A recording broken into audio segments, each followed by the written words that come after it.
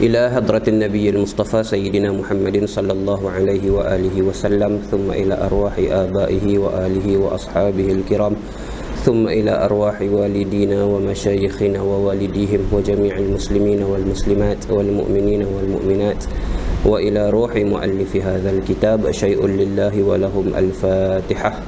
أعوذ بالله من الشيطان الرجيم. بسم الله الرحمن الرحيم. الحمد لله رب العالمين الرحمن الرحيم مالك يوم الدين، إياك نعبد وإياك نستعين، اهدنا الصراط المستقيم صراط الذين أنعمت عليهم غير المغضوب عليهم ولا الضالين. بسم الله الرحمن الرحيم. الحمد لله رب العالمين وبه نستعين على أمور الدنيا والدين، والصلاة والسلام على أشرف الأنبياء والمرسلين سيدنا ومولانا محمد وعلى آله وصحبه أجمعين. اللهم صل وسلم على سيدنا محمد محيي النفوس صلاة تسعدنا بها في جميع الدروس، وعلى آله وصحبه وبارك وسلم. سبحانك لا علم لنا إلا ما علمتنا إنك أنت العليم الحكيم، ولا حول ولا قوة إلا بالله العلي العظيم. رب اشرح لي صدري ويسر لي أمري واحلل عقدة من لساني يفقه قولي. اللهم علمنا ما جهلنا وذكرنا ما نسينا وانفعنا بما علمتنا واجعلنا من المخلصين. اللهم افتح قلوبنا في طلب العلم وارزقنا الإخلاص فيه والعمل به والنشر به حتى يأتينا اليقين. اللهم افتح قلوبنا فتوح العارفين وفقهنا في الدين وعلمنا التأويل، وآتنا بفضلك أفضل ما تؤتي عبادك الصالحين، واجعلنا من الذين يستمعون القول فيتبعون أحسنه. ربنا آتنا من لدنك رحمة وهيئ لنا من أمرنا رشدا. وصلى الله وسلم عليه وعلى آله والحمد لله رب العالمين. أما بعد، فقال الشيخ المؤلف رحمه الله تعالى نفعنا الله به وبعلومه وبركاته وعلوم مشايخنا وبركاتهم في الدارين آمين يا رب العالمين.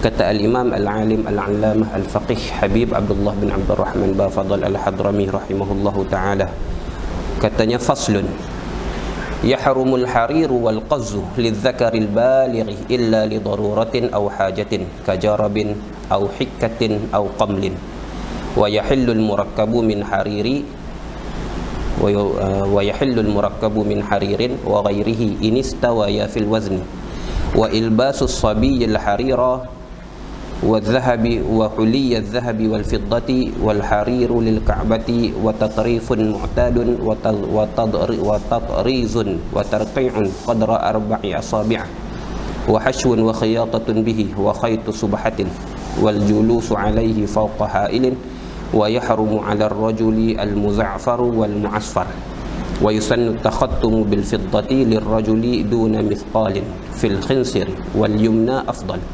ويكره نزول الثوب عن الكعبين، ويحرم ذلك للخيلاء، ويكره لبس الثياب الخشنة لغير غرض شرعي. Kata Habib Abdullah bin Abdul Rahman Bafadal al-Hadrami rahimahullahu ta'ala, faslun ay fil libasi, ini satu fasal pada menyatakan hukum pakaian, ay ma yajuzu lubsuhu wa ma la yajuzu, yang harus dipakai dan yang tidak harus dipakai, yang boleh dipakai harus dengan makna izin, yang dibenarkan oleh syarak memakainya dan yang tidak dibenarkan oleh syarak memakainya. Maka ni fasal berkaitan tentang pakaian. Diletakkan fasal berkaitan dengan pakaian ni selepas daripada salatul khauf pada kebanyakan kitab-kitab fiqh ulama Syafi'i, mengikut susunan yang diletakkan sendiri oleh al-Imam Syafi'i rahimahullahu ta'ala dalam kitab beliau. Imam Syafi'i menyusun dan meletakkan tajuk berkaitan dengan pakaian yang dibenarkan dan pakaian yang tidak dibenarkan selepas daripada perbincangan salatul khauf, dan adat itu diikuti oleh kebanyakan ashab Syafi'i, ulama-ulama mazhab Syafi'i kebanyakannya mengikut aturan sebegitu.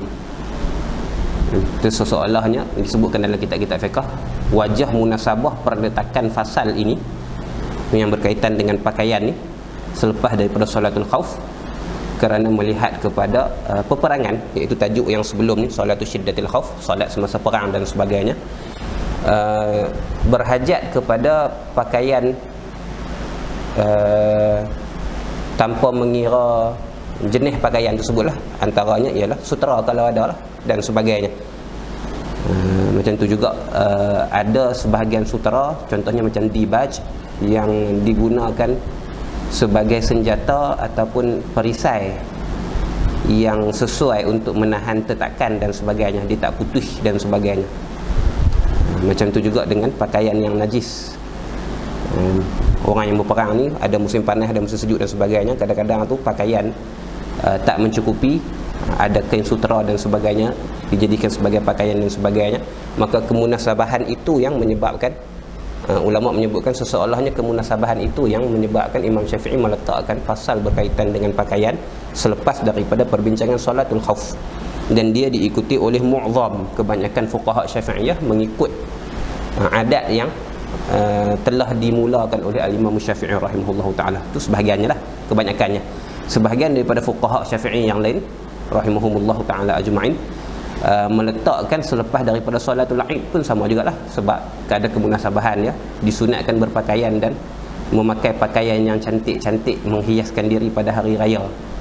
Maka selepas daripada perbincangan bab solat raya baru dibincangkan tentang bab pakaian. Jadi perletakan bab sama ada lepas daripada salatul syiddatil khauf pun ada munasabah dia, meletakkan perbincangan tentang pakaian selepas daripada solatul Id, solat hari raya pun ada kemunasabahannya. Kalau kita nak cari dalam kitab-kitab fiqh mazhab Syafi'i, kebiasaannya di antara dua bab ni.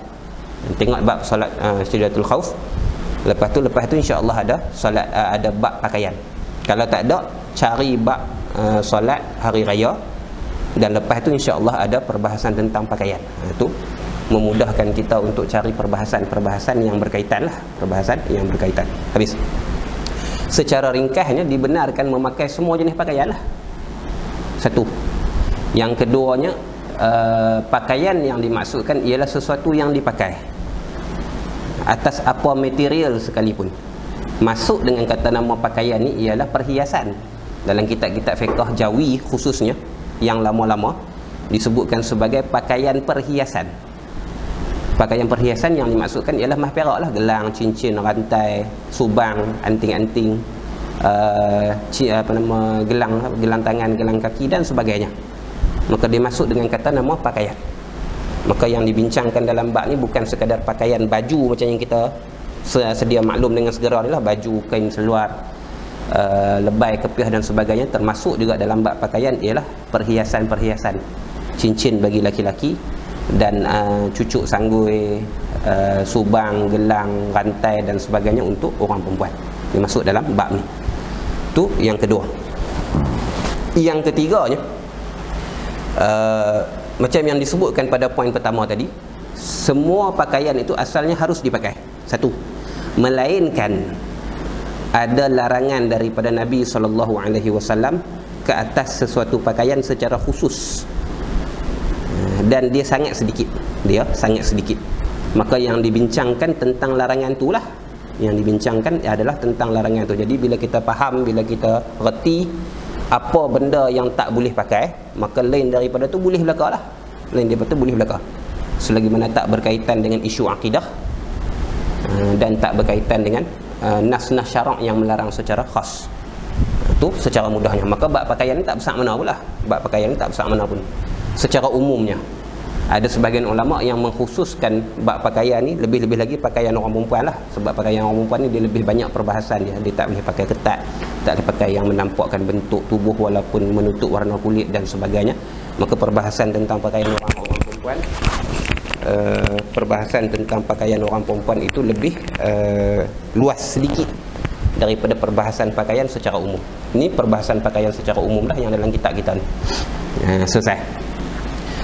Faslun, ini satu fasal. Ai fil libas, ai ma yajuzu wa ma la yajuzu lubsuhu. Yang harus dipakai dan yang tidak harus dipakai. Sini khusus kepada yang tak harus dipakai lah, yang tak dibenarkan untuk dipakai. Qala rahimahullahu ta'ala, yahrumul harir wal qazzu lidzakaril balighi illa li daruratin aw hajatin. Diharamkan sutra al-harir. Harir, sutra dengan makna yang umum, apa-apa jenis sutra.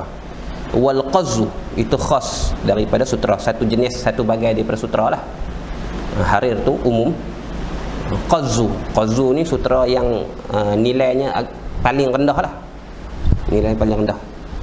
Jadi kalau sutera yang nilainya paling rendah pun tak boleh, apatah lagi sutera dengan nilai yang lebih tinggi lah. Sutera yang nilainya lebih tinggi, maka disebutkan qazzu tu sebagai khas daripada harir. Harir tu lebih umum, diharamkan secara umum dan secara khusus lah maksudnya sutera. Tu. Dia sejenis daripada harir lah. Qazzu ni nau'un minal harir. Dia ada, kalau kita nak pecahkan sutera secara umum, ada 4 istilah. Harir tu sutera. Harir tu sutera. Jenis sutera tu ada 4 istilah dia. Yang pertamanya al-qazzu ni lah. Yang pertamanya ialah al-qazzu. Al-qazzu ialah sutera yang ditenun. Benang sutera itu ialah hasil daripada sesuatu yang ditenun oleh ulat sutera. Sesuatu yang ditenun oleh ulat sutera. Dan ulat sutera tu mati di dalam dia. Ulat sutera tu mati dalam tenunan tu, dan dia menyebabkan color warna sutera tu lebih gelap. Tu al-qazzu. Dia paling rendah lah. Dia yang paling dia punya kualiti dia yang paling rendah lah. Nilai dia yang paling rendah, qazzu. Lawan bagi al-qazzu ialah al-ibrisim ataupun al-ibrisam. Dia sutera yang ditenun oleh ulat sutera, dan ulat sutera tersebut mati di luar daripada tenunannya. Ulat sutera tu jenis-jenis sutera lah. Di color dia cerah sikit. Sebab kalau sutera, warna sutera tu gelap bila mana ulat sutera tu mati dalam tenunan dia tu, mati dalam kumpalan tenunan dia tu. Tu dua. Al-qazzu yang disebutkan dalam kitab kita, nak sutera yang paling rendah. Kemudian al-ibrisim, nak sutera yang paling tinggi. Dua. Yang ketiganya disebut sebagai dibaj, macam dalam Quran. Ad-dibaj. Ad-dibaj ialah sutera yang tebal. Sutera yang tebal. Dia tak kisahlah sama ada dasar benda tu qazzu ataupun ibrisim, tak kisah. Kalau dia tebal, nama dia dibaj, dia tebal. Dan yang keempatnya istilahnya sundus. As-sundus pun disebutkan dalam Quran. Maka dia sutera yang nipis. Sutera yang nipis. Jadi istilah biasanya digunakan dalam bab sutera ni 4 jenis ni lah. Dan keempat-empat jenis ni masuk semuanya dalam kata al-harir. Sama ada qazzu ataupun al-ibrisim ataupun ad-dibaj ataupun as-sundus. Semua tu semuanya harir. Semuanya sutera dan semuanya haram dipakai lidzakari, bagi laki-laki. Pengharaman sutera ke atas laki-laki al-balighi, yang baligh. Laki-laki yang baligh. Termasuk dengan makna kata baligh ialah al-aqil, juga yang berakal. Maka tak diharamkan untuk kanak-kanak macam yang disebutkan kat bawah ni, dan tak diharamkan juga untuk orang yang gila, lawan bagi majnun, pun akan disebutkan ke bawah secara mafhum. Maka pengharaman pemakaian sutera ataupun menggunakan sutera sebagai pakaian ni, dia pengharaman daripada semua jenis penggunaan. Dalam kitab sebut min sa'iri wujuhi isti'malat, daripada seluruh bentuk penggunaan sutera. Sama ada lubs, sama ada memakai, kita buat pakaian, kita buat baju ke, kita buat seluar ke, kita buat kain ke, kita buat shawl ke, sutera ke apa ke, haram. Ataupun iftirash, kita gunakan sebagai lapik duduk, kita gunakan sebagai kapet ke, tikar ke dan sebagainya, kita buat lapik duduk, pun haram juga, masih dinamakan sebagai memakai sutera. Ataupun istinad ilaih, kita gunakan sebagai sandaran, buat bantai pakai kain sutera, kemudian kita gunakan untuk sandar. Masuk juga apa nama dipanggil mukhaddah, bantal pun sama juga. Sama bantai buat sutera, tidur atas bantai tu pun tak boleh juga. Pun masuk dalam cara penggunaan sutera yang diharamkan untuk laki-laki yang baligh. Ataupun istizlal. Istizlal maksudnya digunakan sebagai pelindung, payung lah kalau bahasa kita ni. Benda yang tak direct tapi kita gunakan untuk berteduh satu. Masuk juga dengan kata istizlal ni ialah kelambu. Kelambu yang kita gunakan untuk tutup tidur ke, ataupun kalau macam pengantin ke apakah, dia buat roof, dia buat apa nama tutupan atas tiang-tiang katil tu, walaupun tak digunakan segala kelambu tapi digunakan sebagai langit-langit bagi katil, pun masuk dengan kata istizlal, pun haram bagi laki-laki. Ataupun tadathur, digunakan sebagai selimut. Apa saja jenis penggunaan, apa saja jenis penggunaan. diharamkan untuk laki-laki yang baligh. Untuk perempuan boleh, tak ada masalah. Perempuan nak gunakan sebagai pakaian, tak ada masalah. Digunakan sebagai tempat duduk, hamparan tidur, tak ada masalah. Digunakan sebagai sarung bantai, tak ada masalah. Sarung tilam, tak ada masalah. Digunakan sebagai payung sutera, tak ada masalah. Digunakan sebagai selimut dan apa juga sebarang kegunaan sutera bagi perempuan dibenarkan. Yang tak boleh untuk laki-laki. Yang tak boleh untuk perempuan ialah menggunakan sutera sebagai perhiasan. Apa makna perhiasan? Perhiasan untuk dinding contohnya. Ataupun perhiasan untuk pintu ataupun tingkap, buat tirai, buat langsir, itu tak dibolehkan, itu tidak dibenarkan walaupun untuk perempuan. Untuk perempuan sebab sukar untuk mengelakkan daripada turut digunakan oleh laki-laki. Kalau laki-laki duduk dalam rumah tu, tirai sutera ada pada dinding ataupun langsir yang ada pada tingkap dan pintu juga tak boleh dielakkan untuk digunakan oleh laki-laki. Maka untuk digunakan sebagai perhiasan dinding, tingkap ataupun pintu diharamkan, sama ada untuk laki-laki ataupun untuk perempuan. Lain daripada tu, macam yang kita sebutkan tadi ni, digunakan sebagai pakaian kah, digunakan sebagai hamparan kah, digunakan sebagai payungan kah, digunakan sebagai selimut kah dan sebagainya, haram untuk laki-laki, harus untuk perempuan. Harus untuk perempuan. Itu sabit dengan nas daripada Nabi SAW. Sutera diharamkan pada laki-laki umatku dan dibenarkan kepada perempuan umatku. Atau kama qala Rasul SAW. Maka laki-laki tak boleh guna sutera secara umumnya. Li daruratin illa li daruratin aw hajatin, melainkan kerana darurah atau kerana hajat. Maka pada ketika darurah dan pada ketika hajat dibenarkanlah untuk laki-laki. Contohnya ketiadaan pakaian yang boleh digunakan untuk menutup aurat. Contohnya pada ketika sangat cuaca yang sangat sejuk dan sangat panas yang boleh memudaratkan seseorang dan sebagainya lah. Contoh dia bagi kat sini, kajarabin, seperti mana jarab ni kurap ataupun kudis. Ada penyakit kurap ataupun kudis, tak boleh pakai pakaian lain, dia akan menyebabkan berpeluh contohnya, ataupun menyebabkan gatal pada pakaian ni. Au hikatin ataupun miang. Kalau pakai pakaian miang, kalau pakai sutera insya-Allah tak miang. Tu hasil daripada cubaan dan juga saranan daripada pakar lah, doktor dan sebagainya. Au qamlin ataupun kutu. Ini masalah-masalah yang sabit dengan nas, disebutkan dalam kitab-kitab fiqh. Kita meriwayatkan beberapa hadis daripada Nabi SAW. Ada beberapa sahabat yang Nabi benarkan pakai pada ketika ni. Ada sahabat yang mengadu gatal, ada kudis, ada kudis ataupun kurap pada badan, ataupun ada miang pada badan, ataupun ada kutu yang bersangatan pada badan, yang kalau pakai sutera maka benda-benda tu dapat diringankan ataupun tak terganggu ataupun hilang gatal miang tu, maka Nabi benarkan.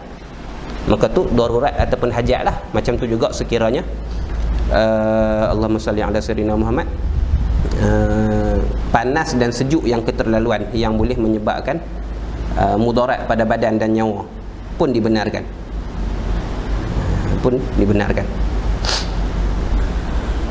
Habis. Tu yang tak boleh. Penggunaan sutera bagi laki-laki yang baligh, yang aqil, yang baligh tidak dibenarkan melainkan pada ketika darurah dan hajat. Habis. Begitu juga penggunaan emas bagi laki-laki secara umum.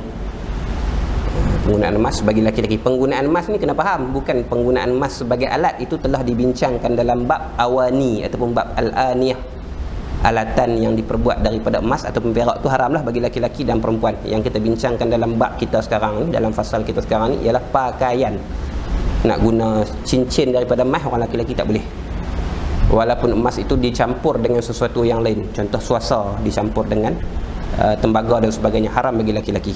Laki-laki yang dibenarkan hanyalah menggunakan cincin sahaja daripada perak. Lain daripada cincin tak boleh. Nak guna rantai tak boleh dan sebagainya. Ataupun perempuan boleh digunakan sebagai pakaian perhiasan bagi menggunakan emas ataupun perak. Tu pun ada perincian dia. Jadi untuk laki-laki secara umumnya ada tiga lah. Ada tiga pakaian yang tidak dibenarkan bagi laki-laki: sutera, emas dan juga perak selain daripada cincin. Ini secara umum. Kalau sutera tak boleh digunakan melainkan ada hajat ataupun ada darurah, boleh bagi laki-laki. Emas tak boleh melainkan ada beberapa keadaan. Ada istisna dia, ada pengecualian ya.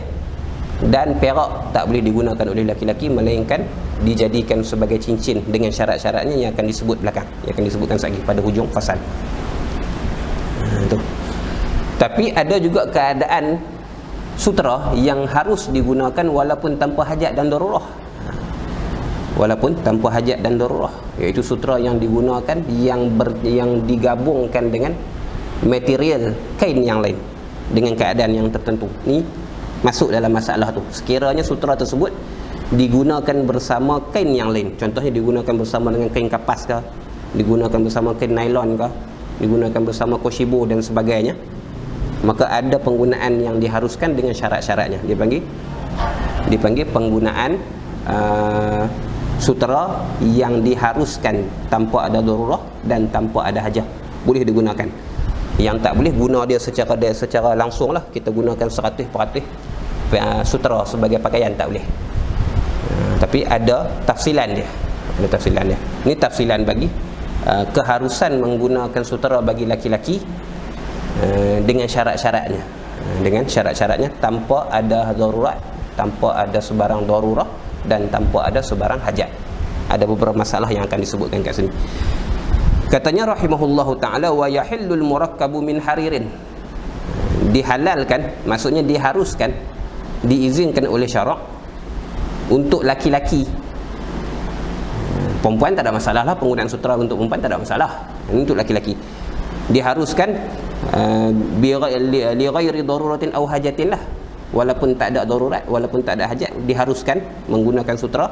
Al murakkabu min haririn wa ghairihi, gabungan daripada sutera dan selain sutera, macam sebut tadi, gabungan antara sutera dan kain kapas, cotton contohnya, gabungan antara sutera dan nylon, gabungan antara sutera dan kashibo dan sebagainya lah.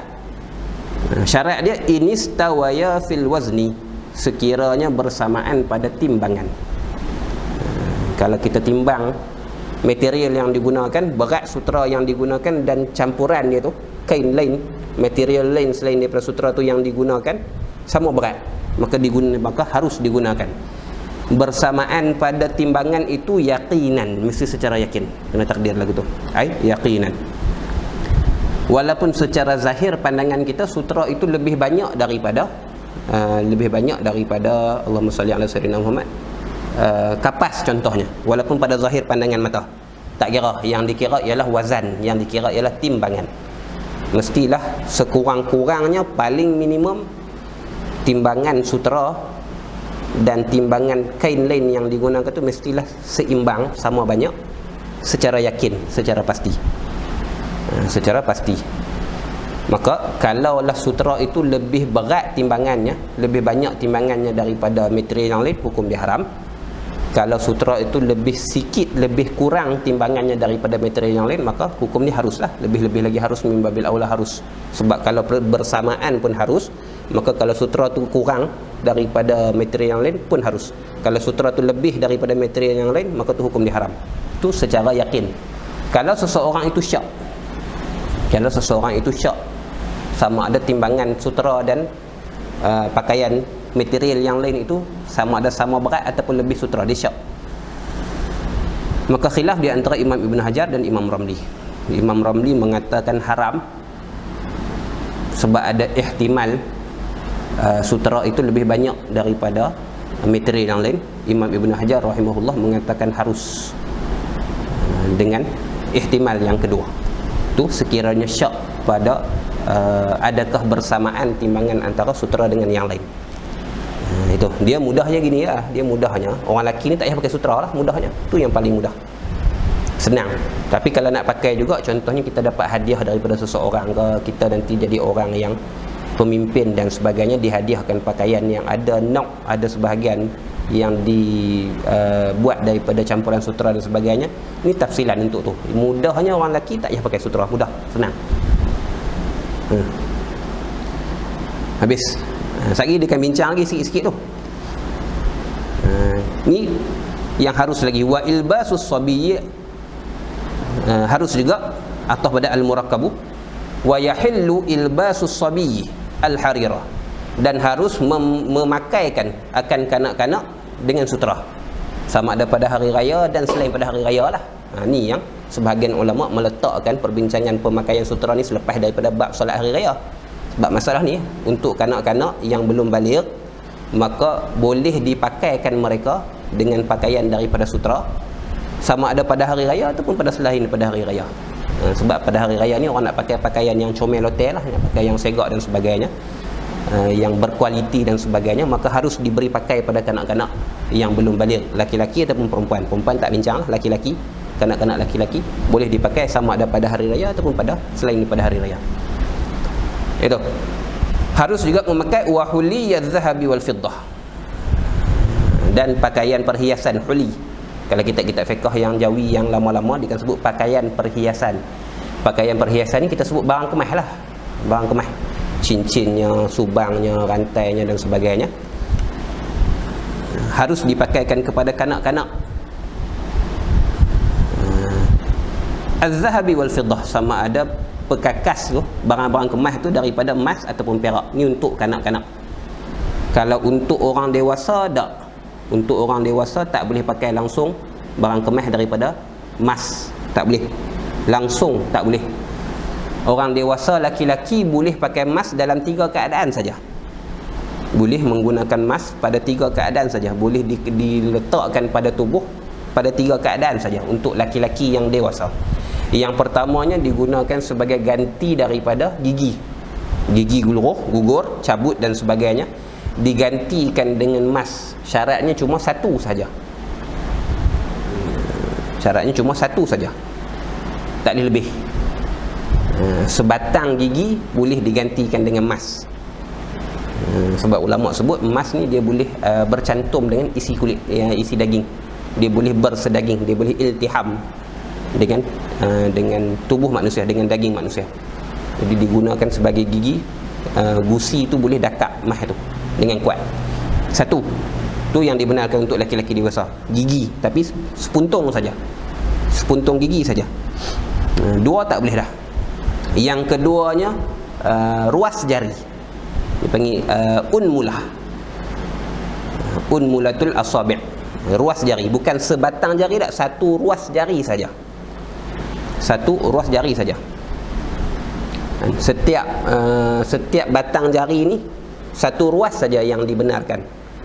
Contohnya aksiden ke, kena potong ke apa ke, satu ruas jari saja yang dibenarkan untuk digantikan ataupun dicantumkan dengan emas. Kalau 2 ruas tak boleh, satu ruas saja. Melainkan ruas ibu jari itu tak boleh.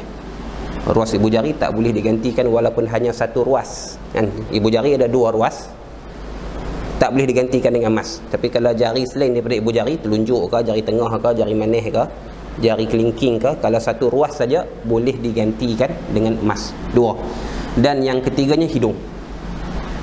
Terpotong hidung, aksiden ke, putih dalam perang ke apa ke, boleh digantikan dengan hidung emas. Maka untuk laki-laki ini saja penggunaan emas yang dibenarkan untuk laki-laki. Adapun barang kemas, cincin ke, gelang ke, rantai ke, subang ke, haram untuk laki-laki menggunakan emas. Wal fiddah pun sama juga. Fiddah yang dibenarkan untuk laki-laki dewasa hanyalah cincin sahaja. Cincin sahaja. Dalam bab pemakaian, dalam bab alat kita dah bincangkan dah dengan panjang lebar. Dalam bab aniyah ataupun dalam bab awani, perkakasan emas dan perak, alatan yang diperbuat daripada emas dan perak tu rujuk balik dalam awal bab kita dulu, awal kitab kita dulu dah kita dibincangkan. Ni nak bincangkan tentang pakaian. Maka huliyul fiddah, barang kemas daripada perak untuk laki-laki yang dewasa yang dibenarkan hanyalah perak sahaja, iaitu cincin. Hanyalah yang dibenarkan daripada perak ialah cincin sahaja. Lain daripada cincin tak boleh. Nak buat gelang perak pakai tak boleh, haram. Nak buat rantai perak tak boleh, haram. Nak gunakan subang perak tak boleh, haram. Yang dibenarkan hanyalah cincin perak saja. Tu pun ada syarat lagi dia akan sebut belakang. Dia akan sebut dalam hujung fasal kita. Ada syarat dia. Untuk kanak-kanak boleh, selagi mana mereka belum baligh, boleh diberi pakai kepada mereka barang kemas daripada emas dan perak untuk kanak-kanak laki-laki ataupun untuk kanak-kanak perempuan. Harus diberi pakai, harus je lah. Harus. Habis.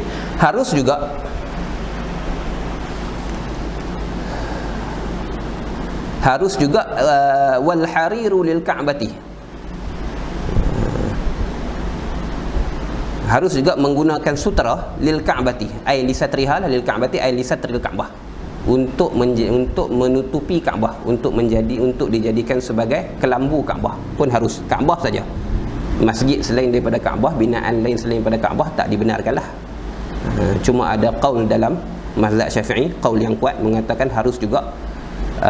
Pendapat yang aujah, pendapat yang paling kuat menyebutkan harus juga menggunakan sutera untuk menutupi kubur para nabi, Nabi Muhammad SAW dan anbiya yang lain. Begitu juga dengan awliya dan salihin yang lain, kerana dimuliakan, kerana memuliakan masyhad ataupun maqam-maqam mereka. Harus selain daripada tu, orang biasa macam kita nak gunakan sutera untuk dijadikan kelambu menutup maqam kita biasa je lah, orang kita yang bukan nabi, yang bukan wali, yang bukan orang soleh dan bukan sebagainya, yang bukan dihormati dalam masyarakat dengan pangkat dan maqam yang sebegitu, tak dibenarkan. Gitu. Jadi harus juga lagi wa tatrifun mu'tadun, dan tatrif. Tatrif ni kalau bahasa kita dipanggil lis. Lis, menggunakan sutera sebagai lis.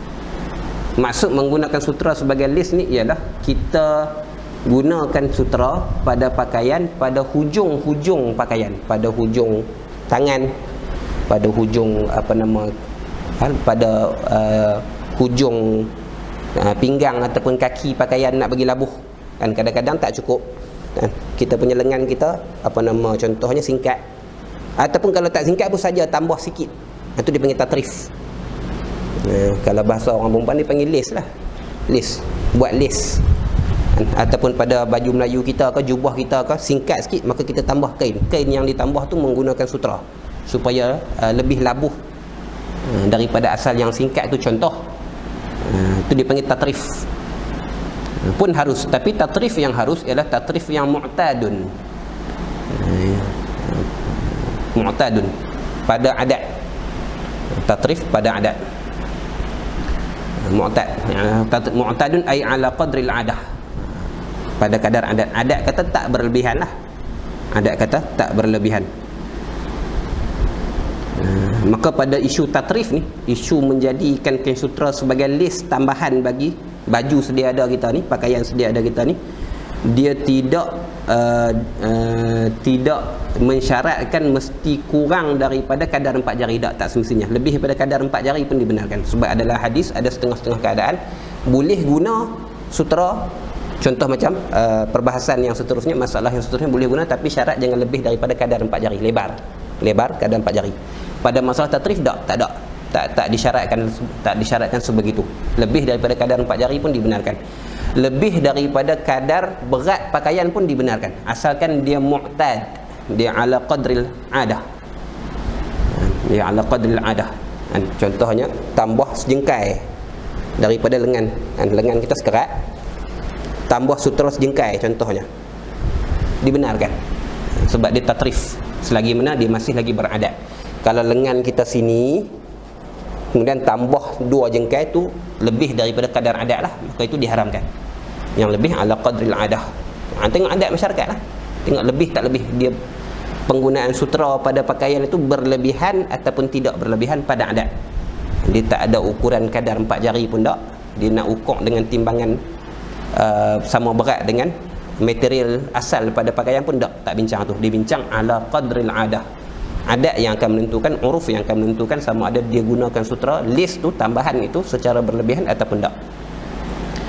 Maka kalau tatrif tu tatrif yang mu'tad, lis itu lis yang diterima pada adat, maka diharuskan walaupun tanpa hajat, walaupun tanpa darurah, walaupun ada material lain yang boleh digunakan, tak boleh digunakan, harus. Lagi masalah dia harus juga menggunakan tatrizun wa tarqi'un. Tapi tatriz dan tarqi' ini qadra 4 asabi'. Dan tatriz ni apa? Tatriz ni sulam. Tatriz ada 2 lah. Satu tatriz dengan jarum, dia panggil sulam lah. Kita sulam benang sutera atas pakaian kita. buat 4 segi ke, buat bentuk daun ke dan sebagainya, itu panggil tatriz. Ataupun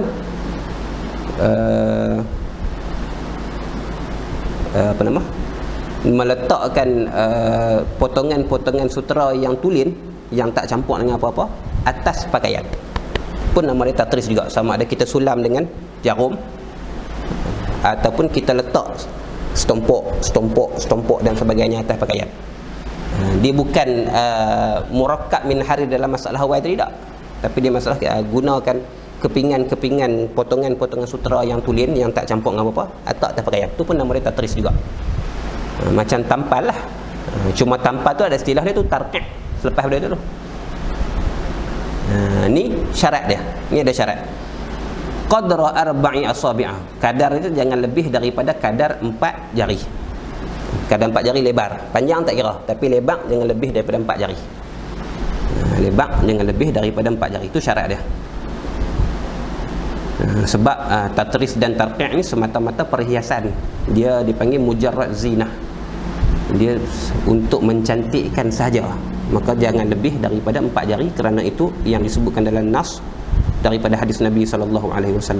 Begitu juga syarat juga yang tak disebutkan kat sini, kita kena tambah, iaitu dia jangan lebih timbangannya lebih daripada timbangan material asal pakaian.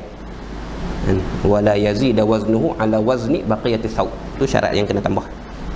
Itu bila mana isu tatriz, isu sulaman, dan tarqi', isu tampalan. Dia beza dengan isu tatrif tadi. Isu lace tadi tak ada masalah, tak disyaratkan mesti kurang daripada kadar 4 jari, tak syarat, mesti tidak lebih timbangannya daripada timbangan pakaian asal pun tak syarat dalam masalah tatrif, dalam masalah lace tadi. Tapi dalam masalah tatriz, masalah sulam, masalah tarqi', masalah tampalan, maka dia ada 2 syarat ni. Jangan lebih daripada kadar 4 jari lebar, kelebaran jangan lebih daripada 4 jari kalau kita gabungkan, dan kelebaran dan juga jangan gunakan sutera yang lebih berat timbangannya daripada timbangan kain yang asal. Itu syarat dia. Harus juga wahasyun, dan digunakan sutera itu sebagai hasyun, tali ikat, tali pengikat. Dalam sebahagian kitab disebut ilaqah, tali pengikat. Contoh hasyun ataupun ilaqah bagi mashaf, kan kita punya beg mashaf kita ataupun Quran kita tu, tutupan itu ada tali yang digunakan untuk ikat supaya tak terbuka dengan tiba-tiba, maka tali itu boleh digunakan sutera, boleh digunakan tali sutera untuk ikat dia. Itu contoh. Ataupun tali pisau, tali kita letak di hujung pisau untuk apa, untuk digunakan untuk sakut pisau. Tali pedang, untuk digunakan untuk sangkut pedang, tali dia tu. Tali ikat benang, tali ikat kain dan sebagainya, panggil hasyun, ataupun dalam kitab sebut ilaqah, tu boleh. Wa khiyatatun bihi, dan menjahit menggunakan menjahit menggunakannya nya harir. Kita gunakan benang, kita gunakan benang untuk buat tali ikat tu, tak ada masalah juga. Harus juga waqaitu subhatin, dan tali tasbih, tali yang digunakan untuk mengikat tasbih pun harus digunakan tali sutera sebab dia lebih kuat. Macam tu juga dengan khaitu miftah, tali kunci, dan kunci kita banyak-banyak, keychain lah, tali kita banyak-banyak, kita gunakan tali sutera untuk ikat kunci yang banyak-banyak tu, ataupun digunakan untuk mengikat satu kunci untuk kita gantung dan sebagainya lah, pun harus. Maka penggunaannya sebagai tali diharuskan. Harus juga wal julusu alaihi fawqa hailin, dan duduk di atasnya, di atas harir tu, di atas sutera tu, harus fawqa hailin, dengan syarat di atas hail, di atas pelapik, kita lapikkan sesuatu yang lain. Contohnya kita ada apa nama, Allahumma salli ala sayyidina Muhammad, tikar ataupun bantal sutera contohnya, dan kita lapik dengan kain, contoh macam mandil, contoh macam sapu tangan ataupun lainnya lah, dan selimut ke shawl ke apa ke, kursi diperbuat daripada sutera dan sebagainya, kita letak kita punya kain lain atas tu dan boleh duduk. Syaratnya benda yang kita letakkan sebagai pelapik tu, sebagai hail tu, bukan daripada sutera. Dia harus, walaupun pelapik itu nipis, walaupun pelapik itu jarang, tak ada masalah. walau kana raqiqan au muhallalan au muhalhalan, dalam kitab sebut. Sekalipun pelapik yang digunakan tu nipis, sekalipun pelapik yang digunakan tu jarang, tapi asalkan ada hail, kita boleh gunakan hail tu untuk kita duduk di atas sesuatu yang diperbuat daripada sutera. Contohnya ada cushion dan sebagainya diperbuat daripada sutera, kita hampak dengan kain sutera kita ke, kita hampak dengan kain sorban kita ke, kita hampak dengan sapu tangan kita dan sebagainya, dan kita duduk atas pelapik tu, maka dia dibenarkan. Itu. Habis, wa yahrumu 'ala ar-rajuli, dan haram juga atas laki-laki al-muza'faru, pakaian yang dicelup za'faran. Pakaian yang dicelup dengan za'faran. Za'faran ni tumbuhan lah yang mengeluarkan warna kuning keorenan, warna kuning nak oren tu. Dia celupan daripada tumbuh-tumbuhan yang berbau wangi. Maka haram untuk laki-laki menggunakan baju yang dicelup dengan za'faran, sehingga meninggalkan bekas warna kuning keorengan tu, sama ada kekal bau wanginya ataupun tak kekal. Sebab pakaian yang dicelup menggunakan za'faran ni, dia khusus bagi perempuan. Dia khusus bagi perempuan. Kalau kuning macam kita lah ni, ada baju t-shirt kuning dan sebagainya, itu tak ada masalah apa. Jangan salah faham dan jangan sangkut masalah ni. Tak, ni dia pakaian tu dicelup dengan za'faran. Pakaian yang dicelup dengan za'faran ialah satu pakaian yang khusus bagi perempuan. Dia warna kuning ke oren-orenan, za'faran, dan dia meninggalkan bau wangi. Walaupun bau wangi tu tak kekal dah, tak ada dah, yang tinggal cuma warna za'faran, itu pun diharamkan. Itu pun diharamkan. Ini tak ada khilaf lah, ni qaul yang muktamad dalam mazhab Syafi'i. Pakaian yang dicelupkan dengan za'faran dipanggil muza'far, haram untuk selain daripada perempuan. Khunsa pun tak boleh pakai. Wal mu'asfar, dan pakaian yang dicelup dengan usfur pun sama juga lah. Usfur ni sejenis tumbuh-tumbuhan lah. Kalau orang kadang-kadang usfur ni dimasukkan dalam makanan. Kalau orang Mesir, kalau budak dengan Mesir, dia biasa guna lisan usfur, masukkan dalam makanan. Jadi dia asal tumbuhan lah. Lisan usfur ni penama bunga pokok usfur tu lah, ataupun dia punya apa, dia punya satu juzuk daripada bunga pokok usfur tu. Dia digunakan untuk warna kekuningan juga, mu'asfar dia panggil. Tu pun satu qaul mengatakan haram bagi laki-laki lah, tapi ada khilaf dalam masalah mu'asfar ni. Kebanyakan ulama mengatakan tak haram, halal, harus digunakan. Yang haram tanpa khilaf ialah muza'far, pakaian yang dicelupkan dengan za'faran. Dalam masalah mu'asfar maka khilaf ulama. Sebab pakaian yang dicelupkan dengan za'faran dan pakaian yang dicelupkan dengan usfur ini, dia ghalibnya adat pakaian orang perempuan. Dia adat pakaian orang perempuan. Ini boleh tengok perbahasannya dalam hadis, dalam hadis-hadis dalam Sahih Bukhari pun ada, dalam Sahih Muslim pun ada. Kalau pakaian yang mu'asfar yang dicelup dengan usfur ni, sebahagian sahabat pakai untuk berkahwin. Hari perkahwinan dia pakai pakaian yang dicelup dengan usfur untuk menghasilkan wangian pada pakaian tu. Itu khilaf lah, sini khilaf. Bab muza'far, pakaian yang dicelup dengan za'faran, tu tak ada khilaf, haram bagi selain daripada perempuan. Adapun pakaian yang dicelupkan dengan usfur, mu'asfar, dia menghasilkan warna kekuningan, maka khilaf ulama. Sebahagian ulama mengatakan haram, macam dalam kitab kita ni. Al-Imam Ibn Hajar sendiri mengatakan haram. Sebahagiannya lagi, contohnya macam Imam Ramli, Imam Khatib Syarbini dan sebagainya, mengatakan harus bagi laki-laki. Mengatakan harus bagi laki-laki. Itu tak apa, tak ada masalah apa.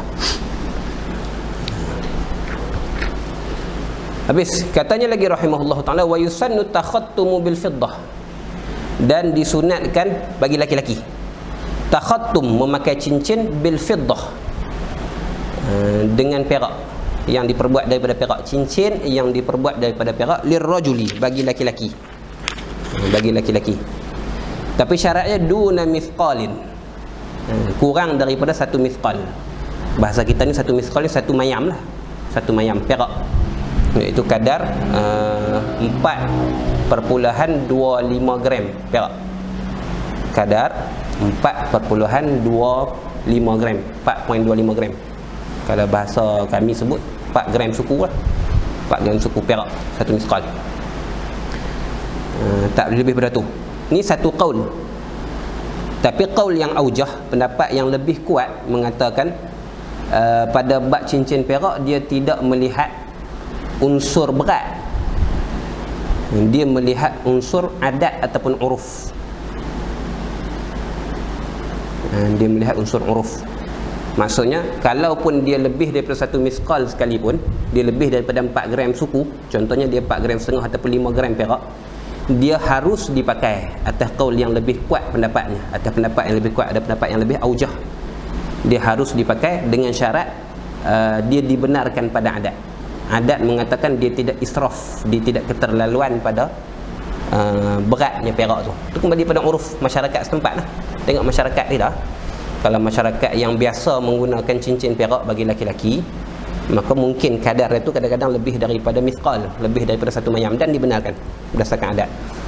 Kalau contoh sampai 10 gram, maka dia dah melebihi adat lah. Sampai kepada 8 gram perak, mungkin dia melebihi adat pada setengah-setengah tempat, maka dia diharamkan.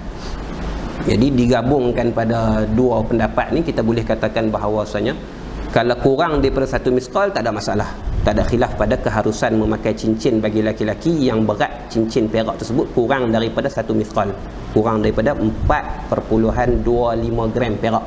Itu tak ada khilaf. Adapun sekiranya mencapai kadar 4.25 gram perak, 1 miskal perak, maka ada khilaf di situ. Sebahagian ulama antaranya Al-Imam Ibn Hajar mengatakan haram lebih daripada 1 miskal. Kebanyakan ulama yang lain atas qaul yang aujah, atas qaul yang lebih kuat, mengatakan lebih daripada 1 miskal itu dibenarkan selagi mana dia diterima pada adat. Dan ini pendapat yang lebih kuat. Lebih 1 miskal pun tak apa, asalkan jangan lebih daripada kadar yang diterima oleh uruf, oleh adat, oleh pandangan orang ramai masyarakat sekitar. Itu masalah memakai cincin perak bagi laki-laki. Fil khinsiri, sunat pakai cincin itu pada khinsir, pada jari kelingking. Sama ada kelingking kanan pun tak apa, kelingking kiri pun tak apa, sunat pakai.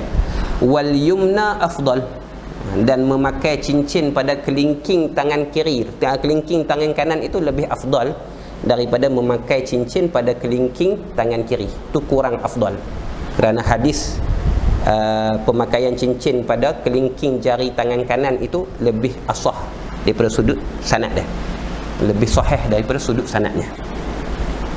Gitu. Banyak mana pakai ni khilaf. Ini ada khilaf yang agak besar lah. Sebahagian ulama mengatakan yang dibenarkan pakai laki-laki ni hanya sebentuk cincin pada satu masa. Khilaf. Ini satu pendapat. Pada bilangan cincin yang dibenarkan ada beberapa pendapat. Pendapat yang pertama mengatakan haram lebih daripada satu. Untuk satu-satu masa cincin yang dibenarkan pakai hanya satu bentuk saja. Satu pendapat. Pendapat yang kedua dan lebih diguna pakai, yang lebih banyak, yang lebih masyhur ialah dua.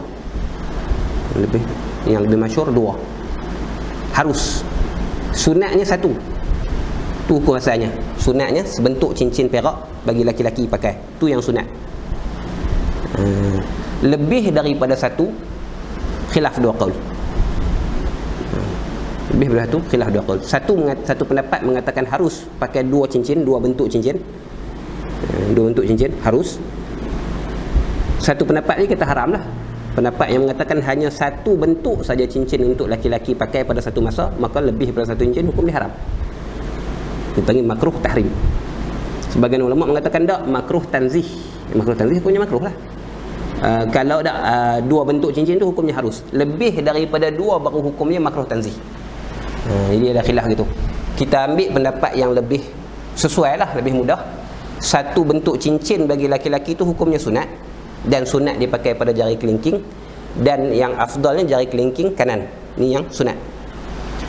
Dua bentuk cincin pada satu masa, hukumnya harus. Hukumnya harus. Dan ada satu qaul mengatakan hukumnya haram. Jadi kalau nak elak, elakkanlah. Kalau tak mau elak, kalau pakai dua bentuk cincin pada satu masa pun hukum dia harus. Ikut sebahagian pendapat ulama. Lebih daripada dua cincin, hukum dia makruh. Bagi pendapat yang mengatakan lebih daripada dua cincin itu hukumnya harus, lebih daripada dua cincin hukumnya makruh. Dia tak haram. Tapi kalau pendapat yang mengatakan yang dibenarkan hanya sebentuk cincin saja, 2 bentuk cincin pakai satu masa pun haram, 3 bentuk apatah lagi haram lah. Jadi ada kelonggaran pada hukum tersebut, ada khilaf pada hukum tersebut. Itu. Jadi nak selamatnya sebentuk cincin lah, nak selamatnya. 2 bentuk tu ada qaul mengatakan harus. Lebih daripada 2 bentuk ada qaul mengatakan makruh, ada qaul mengatakan haram. Jadi pilih ambil lah nak guna yang mana yang untuk kesesuaian dengan kita.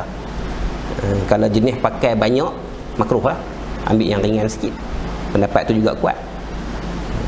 Tapi kalau nak ambil hukum yang lebih syadid, yang lebih kuatnya, memadai sekadar sebentuk saja. Dan sunatnya pakai pada jari kelingking. Kalau lain daripada jari kelingking, contohnya pada jari manis, khilaf. Sebahagian ulama kata 3 hukum, sebahagian ulama kata haram. Pakai orang lelaki pakai selain daripada jari kelingking. Sebahagian ulama kata haram, satu pendapat. Pendapat yang kedua kata makruh selain daripada jari kelingking. Pendapat ketiga kata khilafus sunnah. Khilafus sunnah tak makruh lah, cuma tak dapatlah pahala sunnah. Sebab memakai pada selain kelingking. Jadi ada 3 pendapat itu. Tu pun pilihlah, ikutlah. 2. Masalah yang ketiga berkaitan dengan cincin, sekiranya dipakai cincin selain daripada cincin perak, yang mah confirm lah haram. Tak, ni lain daripada cincin perak.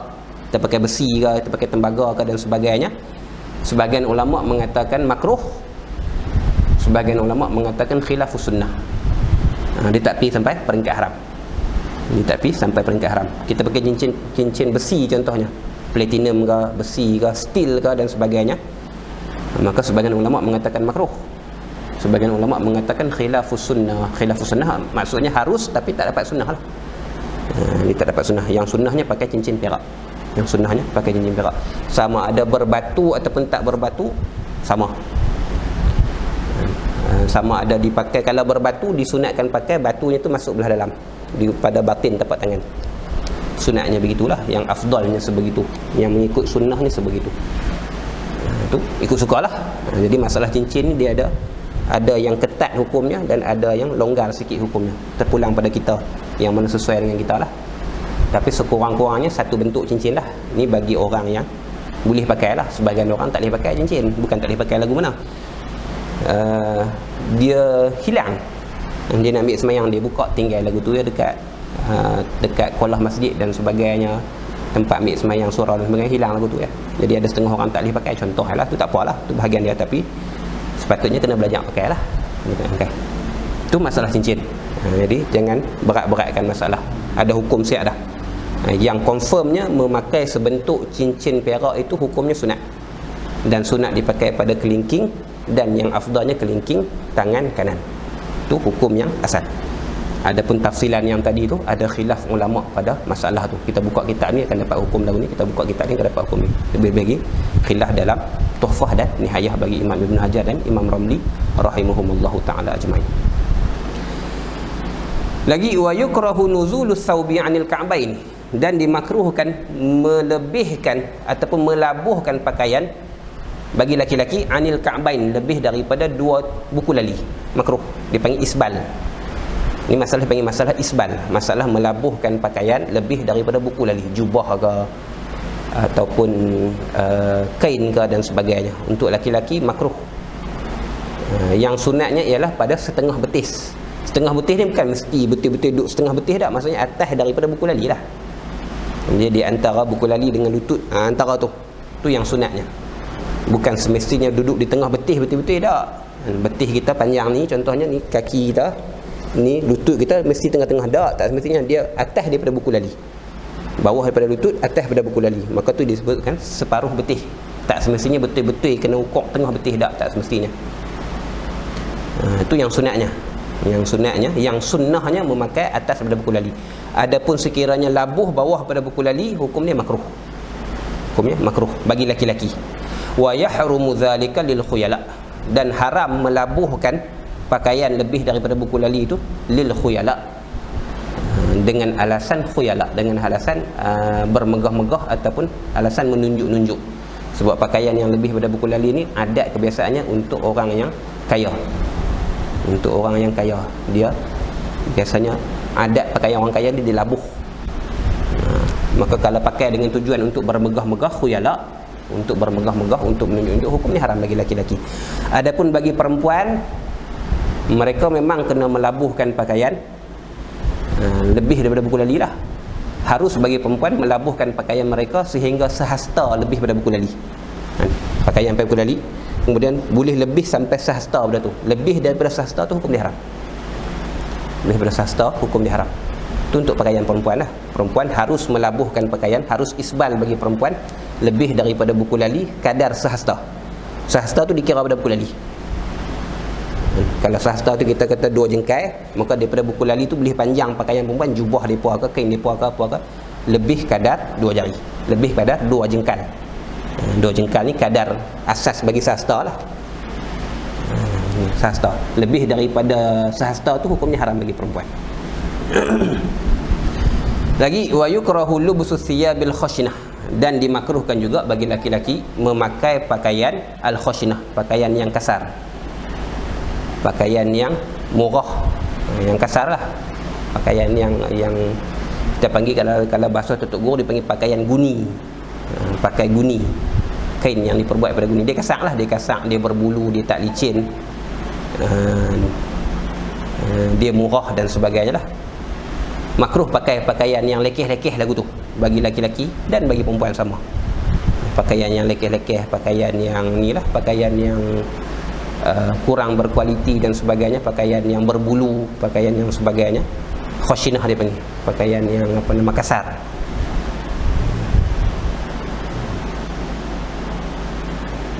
Makruh tu li ghairi gharadin syar'iyyin, dengan tujuan selain daripada tujuan syar'i, tujuan yang dibenarkan pada syarak. Kalau ada tujuan dan tujuan itu dibenarkan pada syarak, maka tak makruh lah.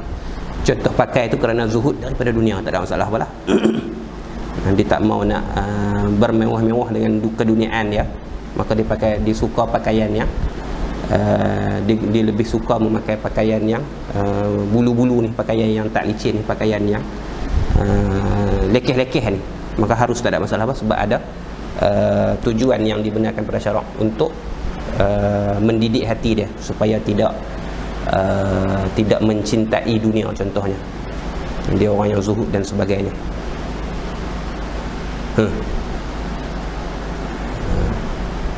Sebab tu dalam beberapa nas dalam kitab-kitab fiqh menyebutkan haram bagi orang kaya pakai pakaian yang lekeh-lekeh tu, kalau dengan tujuan dia mengelakkan daripada orang meminta-minta kat dia, ataupun tujuan dia untuk orang, supaya orang bagi sedekah ataupun hadiah kepada dia.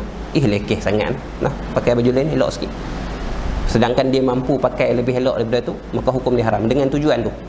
Pakai ni supaya aku pakai pakaian ni supaya orang tak tahu kata aku kaya, jadi orang tak minta sumbangan daripada aku, orang tak minta aku suruh belanja apa makan, ataupun orang boleh sedekah makanan kat aku, yang jenis bangsa kedekut dan sebagainya. Itu tujuan yang tak dibenarkan pada syarak, hukum dia haram bagi orang kaya yang sebegitu. Itu kalau kita lanjutkan perbincangan, macam tu juga dengan pakaian yang khusus pada alim ulama, maka disunatkan bagi orang ahli ilmu untuk memakai pakaian yang sesuai dengan maqam ilmu dia.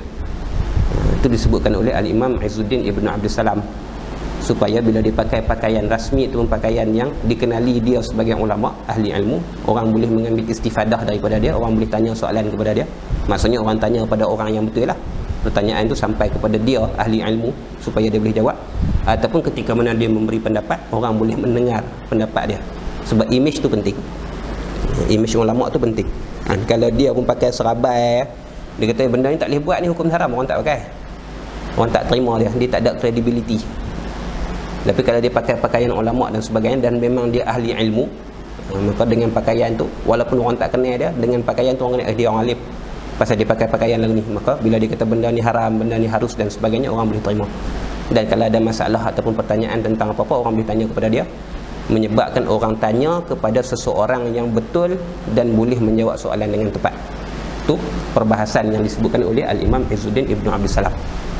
Imam Izzuddin Ibn Abdul Salam, dia cerita pengalaman dia lah, ada dalam kitab dia, apa nama, panggil Al-Ajwibah Al-Musiliyah, menyebutkan dalam kitab tu, dia kata aku dulu biasa sekali pergi buat umrah ataupun haji di Mekah, Bila aku pakai pakaian ihram dan sebagainya, bila aku tegur apa-apa kesalahan, orang tak pakai.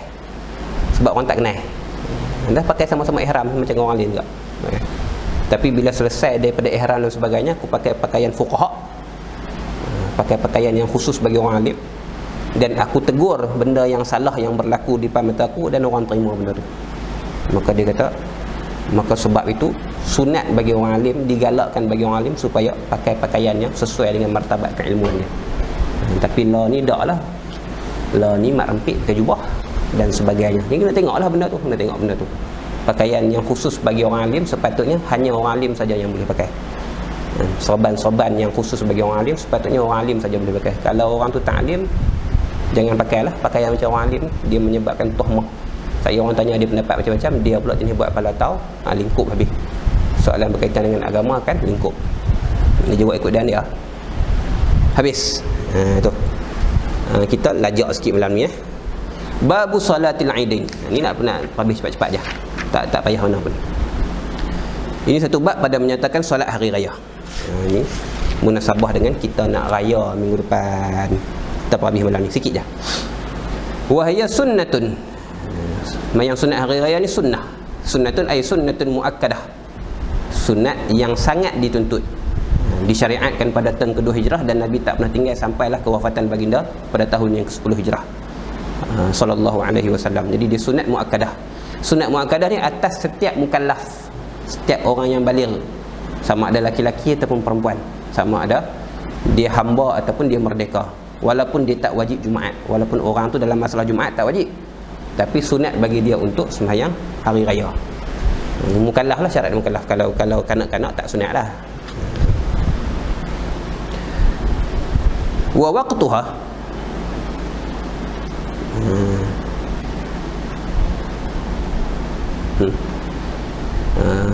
lupa. Sunat sembahyang sunat hari raya ni sunat dilakukan pada berjemaah lah.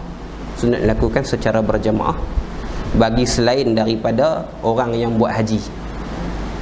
Adapun untuk orang yang buat haji, maka sunat bagi dia, yang afdalnya bagi dia ialah sembahyang hari raya Aidil Adha secara bersendirian.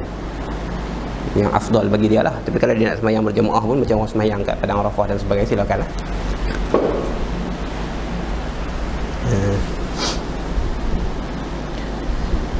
Wa waqtuha, dan masanya, masa sunat sembahyang hari raya ni ba'da tulu'i syamsi, selepas daripada terbit matahari.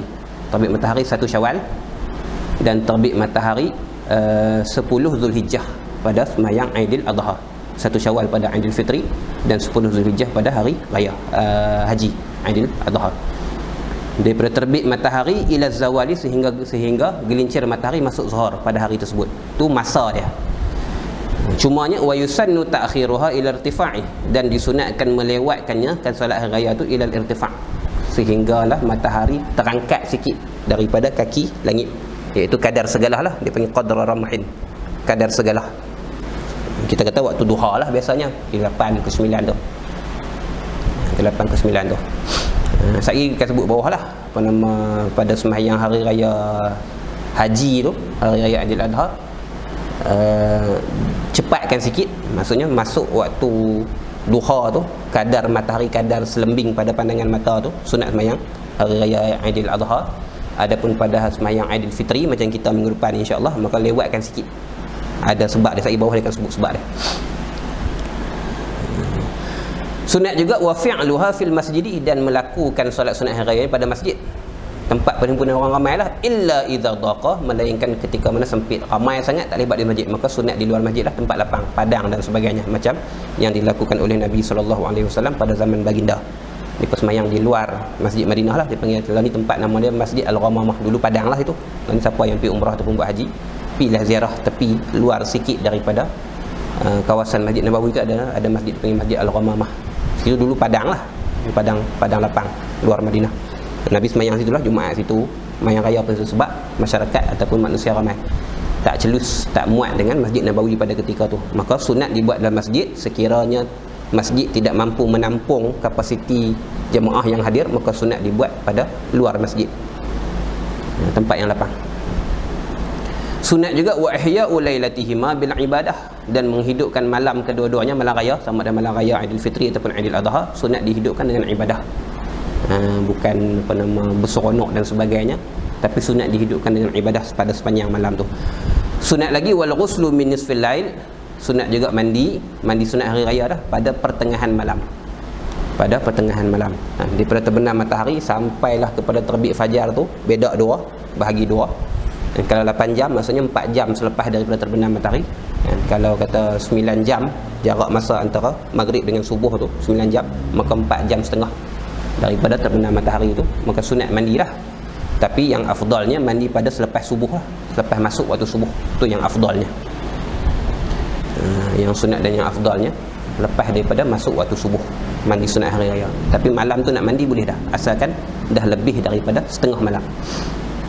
Sunat juga wattatayyubu, dan sunat memakai wangi-wangian, wattazayyunu, dan menghiaskan diri, pakai pakaian yang elok, pakaian yang bersih, pakaian yang segak, pakaian yang baru, pakaian yang wangi dan sebagainya. Sunat. Untuk siapa sunat pakai wangi-wangian dan pakai pakaian yang elok-elok ni? Untuk semua orang. Sama ada lil qa'idi, bagi yang duduk. Yang duduk ni maksudnya yang tak berniat untuk pergi sembahyang raya. Panggil al-qa'id, yakni man lam yahdur ataupun man lam yaqsud al-hudur. Orang yang memang dia niat pada awal, aku tak mau sembahyang raya hari ni, tahun ni tak mau sembahyang raya, nak duduk rumah. Sembahyang raya pun tak mau, nak duduk rumah, tak mau sembahyang raya pun sunat bagi dia memakai pakaian yang baru, yang segak, yang cantik, menghiasi dirinya, dan juga berwangi-wangian, macam sunat pada hari Jumaat. Wal khariji, dan yang keluar maksudnya yang nak pergi sembahyang raya, yang nak pergi sembahyang raya secara berjemaah ataupun yang nak sembahyang secara bersorangan, semua. Wal kibari, dan orang tua. Wasirari, dan kanak-kanak, sunat belaka. Lil musalli, bagi orang yang nak sembahyang raya. Wa ghairihi, dan selainnya pun sunat juga, sunat belaka. Menghiasi diri, berpakai bau-bauan, macam sunat-sunat ketika Jumaat lah. Sunat trim janggut, sunat trim misai, sunat cabut bulu ketiak, sunat cukur bulu hari-hari dan sebagainya, sunat potong kuku dan sebagainya, sunat macam yang telah dibincangkan dalam masalah sunat-sunat Jumaat, sama.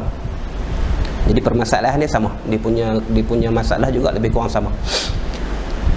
Cumanya wa khurujul ajuzi, dan keluar oleh orang tua-tua.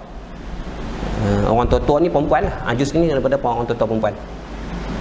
Wa khurujul ajuzi, dan keluar untuk sembahyang raya lil ajuzi, bagi perempuan-perempuan tua. Perempuan-perempuan tua ni maksudnya perempuan-perempuan yang tidak diingini lah, perempuan-perempuan yang bukan perempuan muda. Dia tak masuk dalam kategori perempuan muda, perempuan tua lah, yang tak segak, orang tua. Sunat keluarnya tu bibizlatin, dengan pakaian biasa, pakaian harian dia. Hari-hari ni pakai lagu mana? Macam tu lah sembahyang raya pun untuk orang tua perempuan. Bila tibin, tanpa harum-haruman, tanpa memakai wangian yang boleh menjadikan orang minat kepada dia, yang menimbulkan keinginan pada dia, baru dia boleh. Adapun kalau keluar dengan wangi-wangian ataupun pakaian yang segak untuk makcik-makcik yang tua-tua pergi sembahyang raya, hukum dia makruh,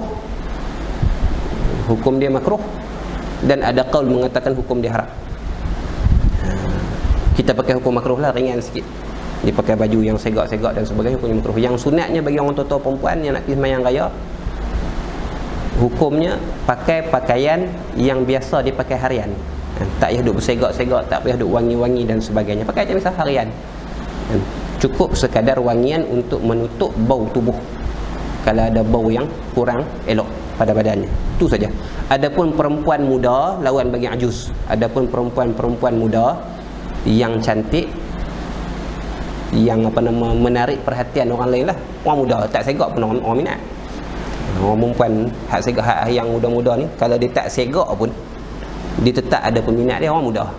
Maka makruh bagi dia pergi sembahyang raya. Pakai baju biasa pun makruh, pakai hak segak-segak lagi makruh. Dengan pendapat kata haram. Maka orang perempuan muda-muda ni tak payahlah keluar pergi sembahyang raya. Makruh hukum dia. Itu qaul yang muktamad dalam mazhab Syafi'i. Nak keluar pergi juga pergi lah. Bukan haram pun, tapi makruh. Kena faham gelok. Perempuan yang sunat bagi mereka sembahyang raya di rumah, yang muda-muda. Yang orang tua-tua boleh pergi masjid. dengan syarat pakai pakaian yang biasa, pakaian harian, tidak bersegak-segak, tak gaduhlah pakai baju raya yang dilap-dilap tu dengan jubah yang merlip-merlip, tak macam biasa. Pergi pakai telekung yang dipakai pimpinan tarawih pada tu lah. Tu yang harusnya. Adapun kalau dipakai dengan pakaian yang segak, walaupun dia orang tua, hukum dia makruh. Dan satu pendapat kata haram.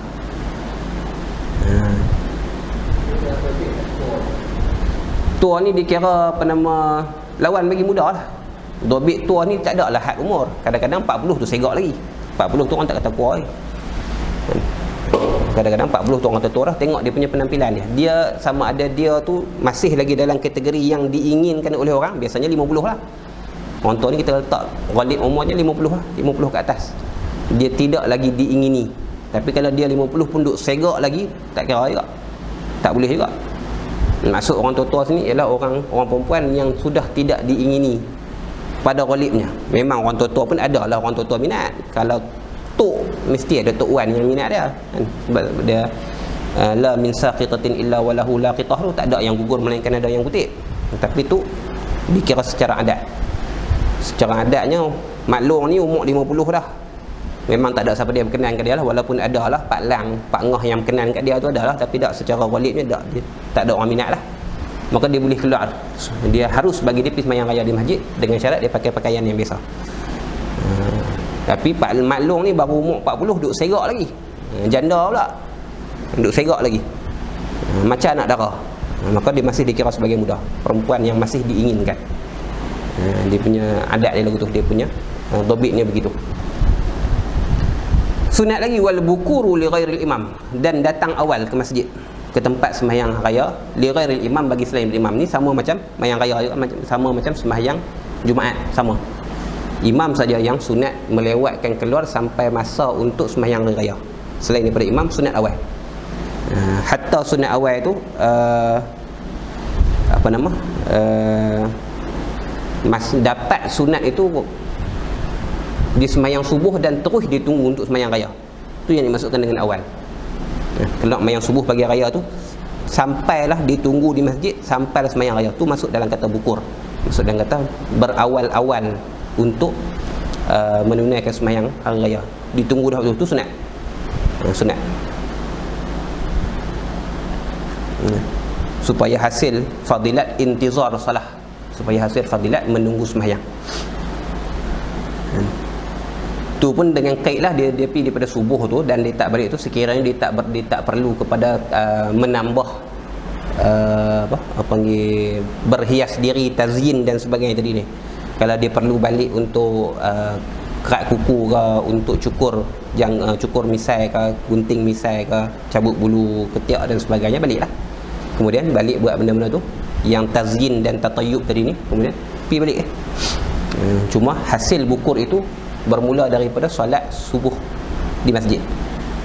Tulu'il fajri. Masuk subuh tu dah sunat dah pi tunggu untuk sembahyang raya. Tu hasil bukur. Dan pahala dia macam-macam sembahyang Jumaat lah. Yang tunggu lebih awal tu dapatlah pahala menanti sembahyang daripada awal pagi tu lebih besar daripada orang yang pi 10 minit nak sembahyang raya. Pahala dia lebih besar lah. Orang yang pi 10 minit sebelum sembahyang raya pun dapat juga pahala bukur, pahala awal, pi awal. Tapi tak macam lah orang yang tunggu daripada subuh. Tak macam lah orang yang tunggu daripada pukul 7. Selain daripada imam, li ghairil imam, wal masyu zahaban wa rujuk', dan berjalan zahaban semasa pergi ke masjid sunat berjalan macam hari Jumaat. War rujuk', dan balik itu bi tariqin akhar, dengan jalan yang lain daripada jalan yang dia pergi, aqsar, yang lebih pendek. Dia pergi sunat berjalan lah, balik nak berjalan tak apa, nak berkenderaan pun tak apa, boleh pilih, tak ada masalah. Tapi yang waktu pergi sunnahnya berjalan kaki. Balik nak naik kereta ke, nak naik motor ke, tu diberi pilihan. Tapi yang sunnahnya nak pergi sembahyang masjid, sembahyang raya macam sembahyang Jumaat kat, sunat pergi berjalan. Dan balik itu balik di jalan yang lain daripada jalan dia mai, sunat. Dan jalan yang balik itu lebih pendek, lebih ringkas, lebih singkat perjalanannya daripada perjalanan pergi. Kalau ada dua jalan, satu jalan yang jauh sikit, yang kedua jalan yang pendek sikit, maka jalan yang jauh tu semasa pergi, semasa balik tu dengan jalan yang lebih pendek. Tu kalau ada banyak jalan lah. Kalau ada satu jalannya, jalan tu je lah, tak ada masalah apa. Tapi tu yang sunnahnya. Waruju'u bi tariqin akhar, dan kembali dengan jalan yang lain daripada jalan dia pergi. aqsara, yang lebih ringkas, yang lebih pendek jarak perjalanannya daripada jalan dia pergi. Kama fi sairil ibadah lah, seperti mana dalam ibadah yang lain pun sama. Yang pi tu sunat lebih panjang, lebih jauh, balik tu sunat dengan lebih ringkas, lebih pendek, supaya lebih cepat sampai rumah. Sunat lagi wal isra'u fin nahri, dan bersegera pada sembahyang raya puasa, pada sembahyang raya haji. Sunat segera. Masuk waktu sembahyang raya tu daripada terbit matahari, terbit fajar macam kita bincang tadi, terbit matahari macam kita bincang tadi ni. Dan yang sunatnya dilewatkan sampai kadar satu galah pandangan mata. Kita kata waktu duha lah, pukul 9 ataupun pukul 8 lah. Untuk sembahyang raya haji sunat diawalkan. Sebab lepas tu nak sembelih, nak korban pula. Jadi yang disunatkan ialah melebihkan masa untuk melakukan korban selepas daripada sembahyang raya Aidil Adha. Wa ta'khiru fil fitri, dan melewatkan sikit fil fitri pada sembahyang raya puasa macam kita minggu depan ni. Sebab nak bagi masa untuk orang yang sembahyang raya puasa tu untuk makan dulu. Untuk orang yang sembahyang raya haji, sunat dia makan daging korban tu. Jadi pagi tu sunat dia imsak, sunat dia tak makan pagi tu. Subuh pergi sembahyang, kemudian sembahyang raya haji tak makan apa, sunat dia imsak. Kemudian sembelih korban, ada penggunaan sembelih korban dan sebagainya, sunat dia makan daging sembelihan korban tu. Tapi untuk sembahyang raya puasa, sunat dia makan dulu sikit sebelum daripada sembahyang raya puasa. Sebab keadaan itu nak membezakan antara dua hari raya tu dengan hari sebelum dia. Cerita lah ni duk puasa, nanti nak raya puasa. Jadi pagi-pagi sebulan kita tak makan lah, kita makan suang je. Lepas pada subuh kita tak makan lah.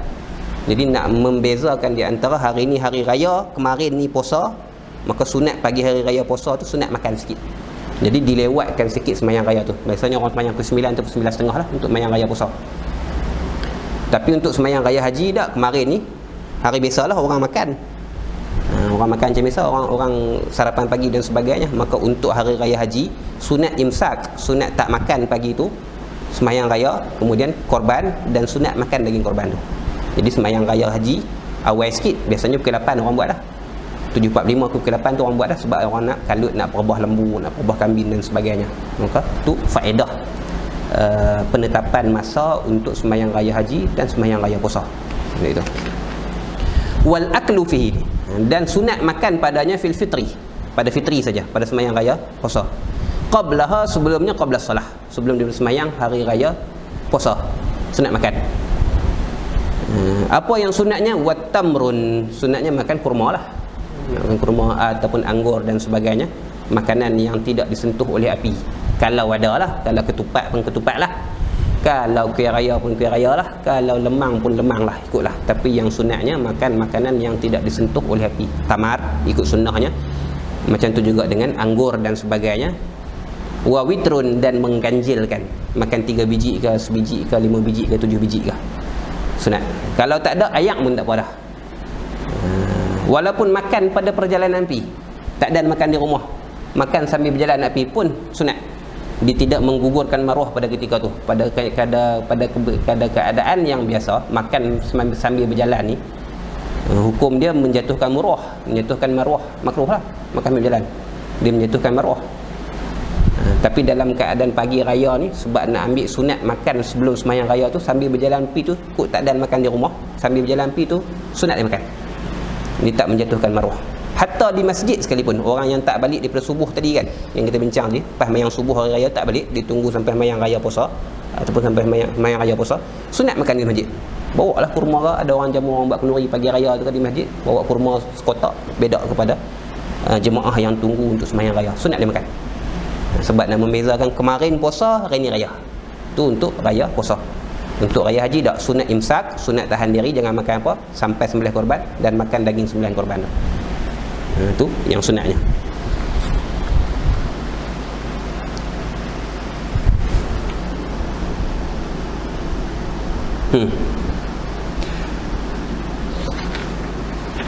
Qala rahimahullahu ta'ala wa yukabbiru fi rak'atil ula qabla al-qira'ati sab'an yaqinan ma'a raf'il yadain. Ni kaifiat untuk sembahyang raya yang sunat lah. Wa yukabbiru ay wa yustahabbu takbirah, disunatkan bertakbir fi rak'atil ula, pada rakaat yang pertama sembahyang raya puasa pun sama, sembahyang raya haji pun sama. Qabla al-qira'ah, sebelum membaca Fatihah. Banyak mana pada rakaat pertama? Sab'an, 7 kali, yaqinan, secara yakin.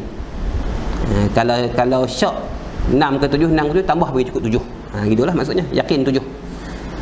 Takbir tu ma'a raf'il yadain, serta mengangkat tangan, macam takbir. Angkat tangan, Allahu Akbar kali, Allahu Akbar 2 kali, Allahu Akbar 3 kali. Sunat itu bainal istiftah wa ta'awudz, di antara doa iftitah, baca doa iftitah dulu, kemudian wa ta'awudz. Baca doa iftitah, Allahu Akbar kabira dan seterusnya sampai habis doa iftitah. Sebelum a'udzubillah nak baca Fatihah, sebelum a'udzubillah dan bismillah nak baca Fatihah tu, takbir 7 kali pada rakaat yang pertama, yakinan, secara yakin. Hatta sehingga pun kalaulah dia dah baca a'udzubillah sekalipun, atas satu qaul sunat juga ditakbir. Dia dah habis doa iftitah sampai habis fil alamin innaka inna salati wa nusuki wa mahyaya wa mamati lillahi rabbil alamin la syarika lahu wa bidzalika umirtu wa ana minal muslimin. Habis tu tiba-tiba disebut a'udzubillah, sama ada dengan sengaja ataupun terlupa. Disebut dah a'udzubillahi minasyaitanir rajim, baru tanya tak takbir lagi 7 kali, maka sunat takbir 7 kali tu walaupun dah baca a'udzubillah. Tapi kalau dah mula qiraah, mula bismillahirrahmanirrahim, walaupun separuh di bismillah baru tanya tak baca lagi, tak takbir lagi, dah luput dah sunat dah. Dah luput dah sunat tu. Dia mesti sebelum daripada qiraah, sebelum daripada bacaan bismillah untuk Fatihah. Sebab bismillah untuk Fatihah ialah satu ayat daripada Fatihah. Tu pada rakaat yang pertama. Wa fi tsaniyah, dan sunat takbir pada rakaat yang kedua sebelum baca Fatihah lah. Khamsan, 5 kali. Pun samalah yakinan. 5 kali untuk rakaat yang kedua. Sembahyang raya puasa pun sama, sembahyang raya haji pun sama. Wala yukabbirul masbuqu illa ma adrakah, dan tidak bertakbirlah oleh masbuq, orang yang lewat masuk sembahyang, illa ma adrakah, melainkan barang yang dia dapat bersama imamnya. Dia lewat, dia masuk sembahyang, sempat 3 kali saja takbir dengan imam, 3 kali lah. Tak sunat ditambah bagi cukup 7 kali. Tak sunat ditambah bagi cukup 5 kali. Dia sempat 3 kali, 3 kali lah. Dia tak sunat untuk dia tambah, aku baru 3 nak tambah lagi 4 sendiri, tak sunat. Dia takbir itu mengikut kadar takbir yang dia sempat bersama dengan imamnya sahaja. Sunat lagi wa qira'atu qaf, surah qaf fi raka'atil ula, membaca surah qaf pada rakaat yang pertama selepas pada Fatihah. Wa qatarabat, dan baca surah iqtarabatis sa'ah pada tsaniyah, pada rakaat yang kedua. Satu pendapat, satu kaifiat. Awil a'la wal ghasyiyah, ataupun membaca surah al-a'la, sabbihisma rabbikal a'la pada rakaat yang pertama, dan hal ata 'alal ghasyiyah pada rakaat yang kedua. Ni ada 2 kaifiat, dan kaifiat yang pertama tu lebih afdal, membaca surah qaf dan iqtarabatis sa'ah dengan sempurna secara habis satu surah tu lebih aula daripada membaca surah al-a'la dan surah al-ghasyiyah. Mana-mana yang ghalibnya kita ni, yang ghalibnya baca surah al-a'la dan al-ghasyiyah lah, dia lebih ringkas, lebih pendek. Tapi yang afdalnya baca surah qaf pada rakaat yang pertama kamilan dengan sempurna, dan surah iqtarabat dengan pada rakaat yang kedua dengan sempurna.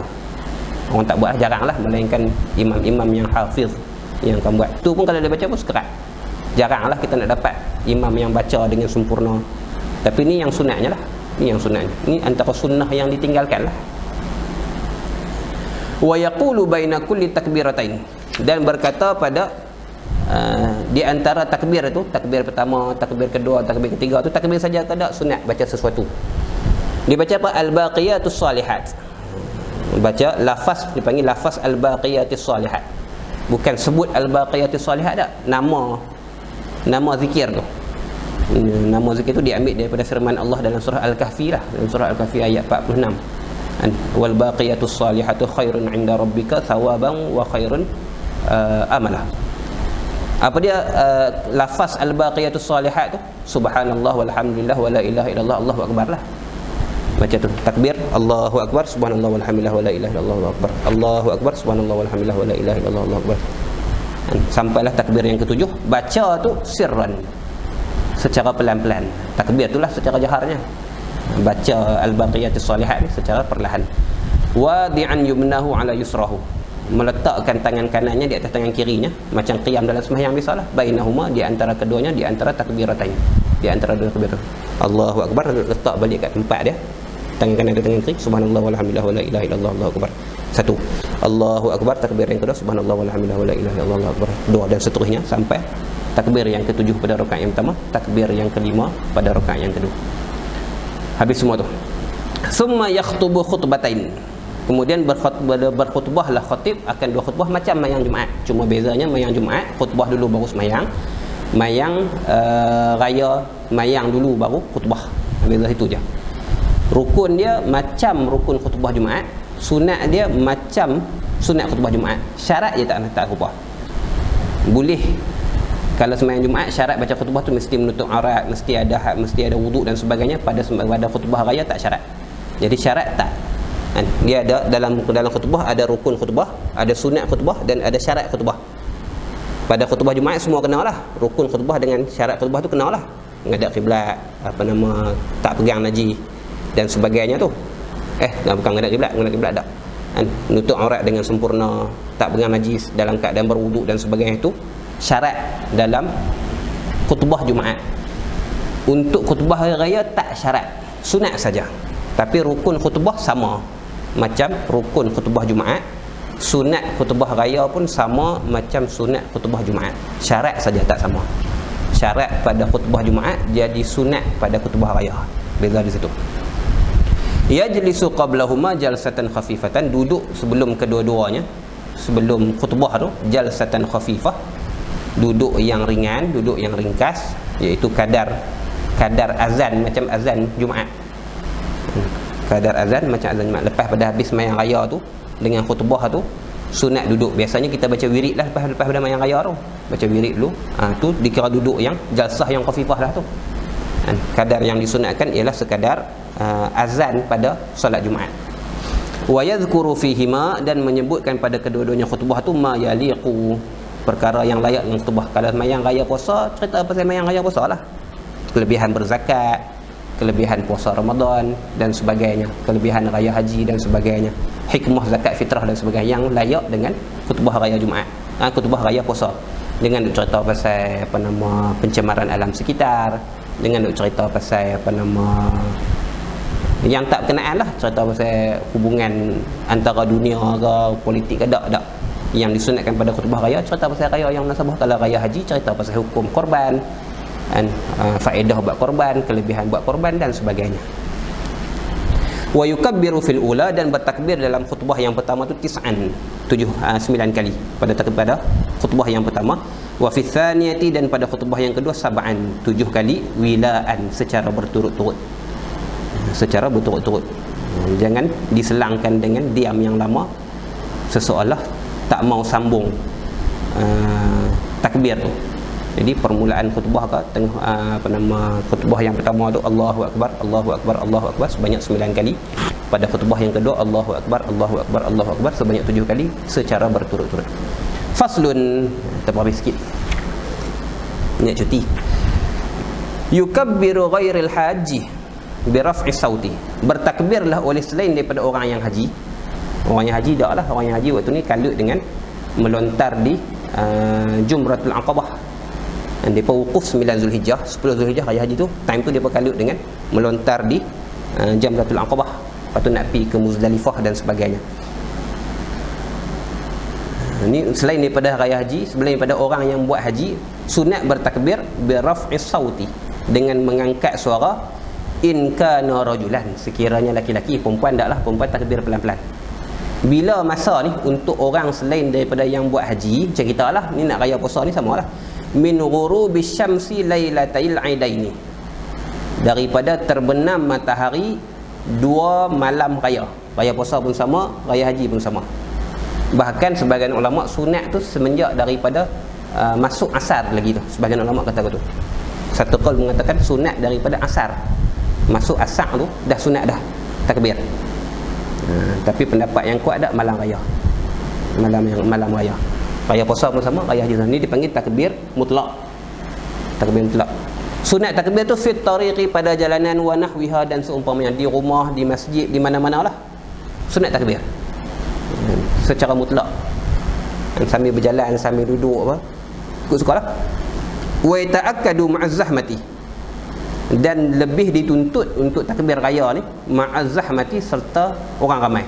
Kita duduk pergi meraya rumah orang ke malam tu, sunat takbir raya.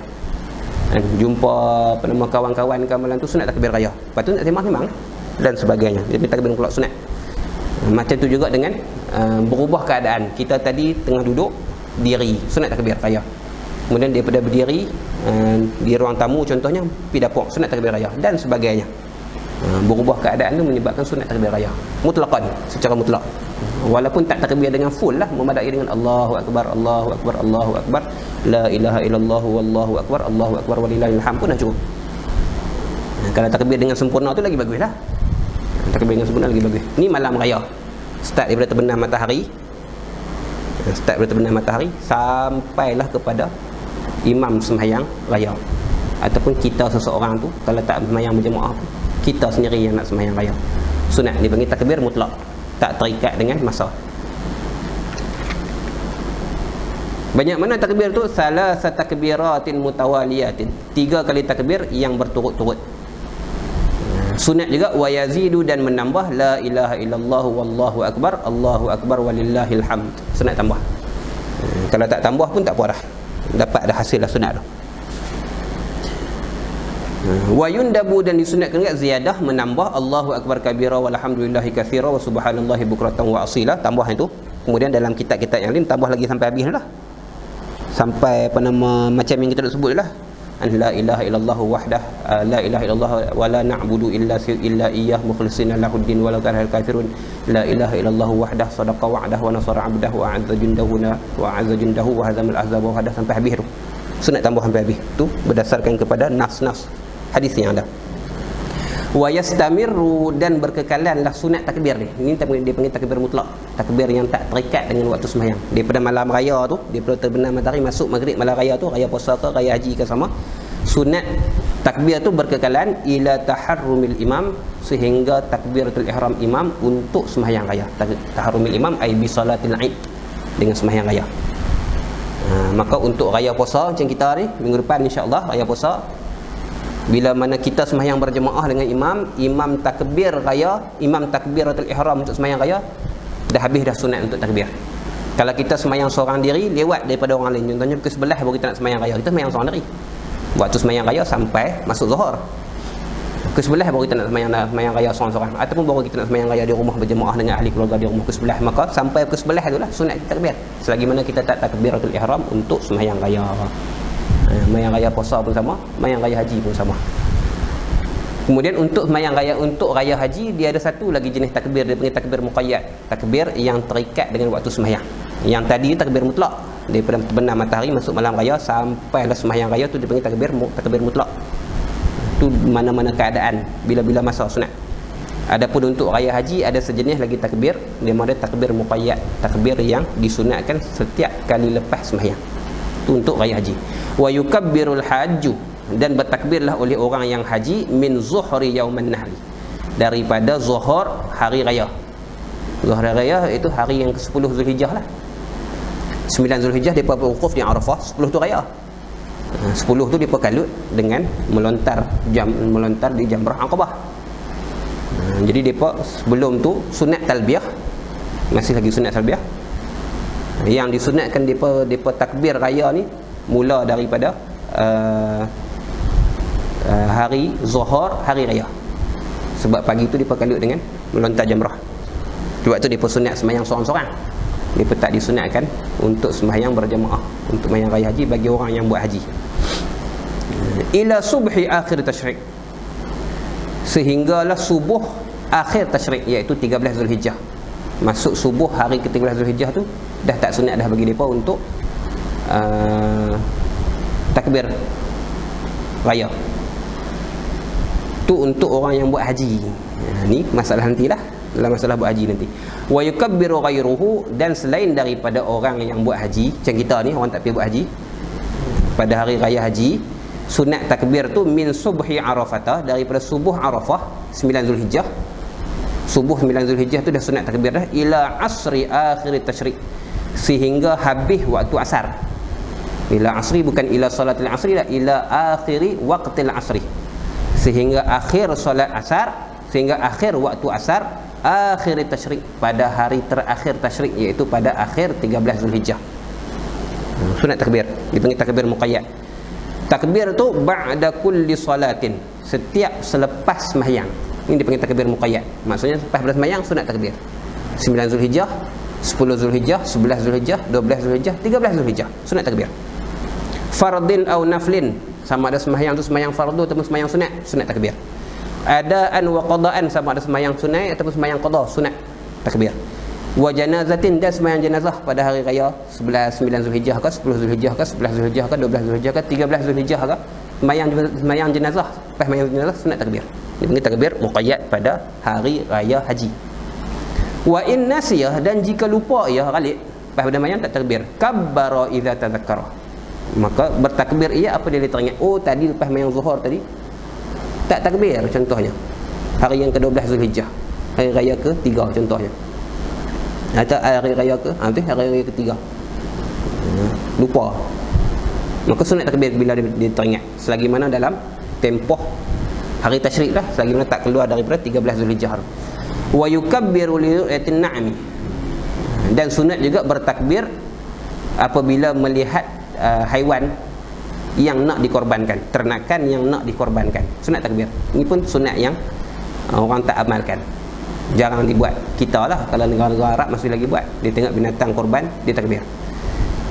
Dia tengok binatang korban, dia takbir. Sebab binatang korban ni biasa ditandakan, orang bubur cat kalau hijau lah, cat kalau merah lah, apa nak beritahu kata ni binatang korban. Dia ada tanda dia, ataupun digantungkan dengan tali dan sebagainya, ada khusus lah. Maka tengok binatang-binatang yang disediakan untuk korban tu sunat takbir. Takbir je takbir ya. Bila masa sunat ni, fi ayyamil ma'lumat, pada hari-hari yang tertentu, hari-hari yang telah diketahui. Apa dia? Wahiya 10 Zulhijjah, iaitu 10 Zulhijjah. Daripada 1 Zulhijjah sampai 10 Zulhijjah. 10 Zulhijjah tu orang nak korban lah, raya utama. Masuk bulan Zulhijjah tu, masuk 1 bulan Zulhijjah tu, tengok binatang korban, sunat dah takbir. Setiap kali tengok binatang korban, sunat takbir. Dan ni sunnah yang jarang orang buat dah, orang tinggal dah. Jadi pelik kalau kita buat pula, kena buat dah. Habis, ini ada beberapa masalah yang berkaitan dengan raya. Qala rahimahullahu ta'ala, walau syahidu qabla zawali, dan jikalau bersaksilah dengan melihat anak bulan lah, qabla zawali, sebelum daripada gelincir matahari, maksudnya sebelum daripada masuk zuhur. Qabla zawal, qabla zawal yaum al-thalathin, pada hari 30 Ramadan contohnya. Hari 30 Ramadan kan, 29 tu sepatutnya orang tengok dah lah. Hari yang ke-20, hari yang ke-29 tu sepatutnya orang tengok, ataupun hari yang ke-28 tu sepatutnya orang tengok anak bulan. Kalau nampak anak bulan, puasa setakat 29 hari saja. Malam yang hari 28, malam 29 tu orang akan tengok anak bulan lah. Hari 28, malam 29 orang akan tengok anak bulan. Kalau nampak anak bulan,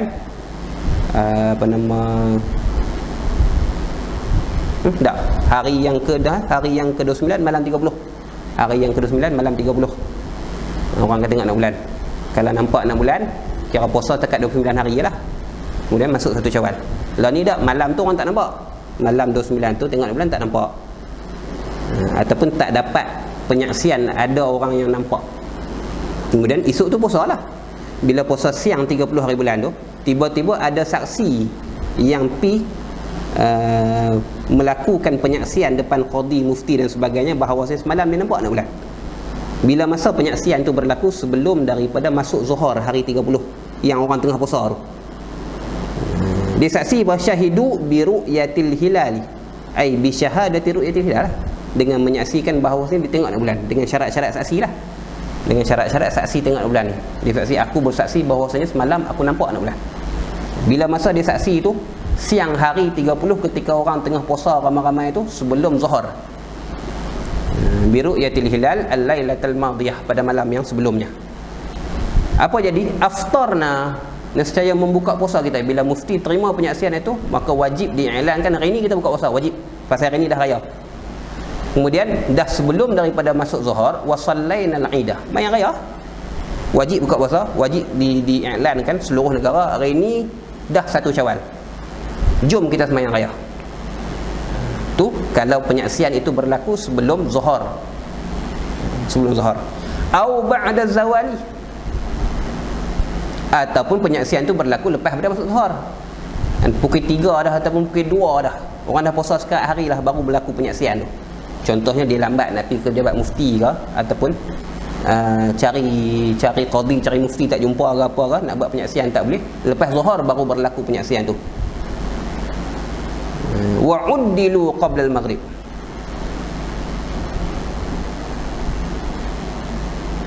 Wa uddilu qabla al-maghrib. Dan ditukarkan mereka itu. Maksudnya dia menukar syahadahnya. Dia menukar penyaksian ya. Penyaksian sebelum ni kita tak nampak. Tiba-tiba hari ni lepas pada zuhur dia saksi kita nampak. Qabla al-ghurubi, sebelum terbenam matahari. Penyaksian itu diterima sebelum terbenam matahari.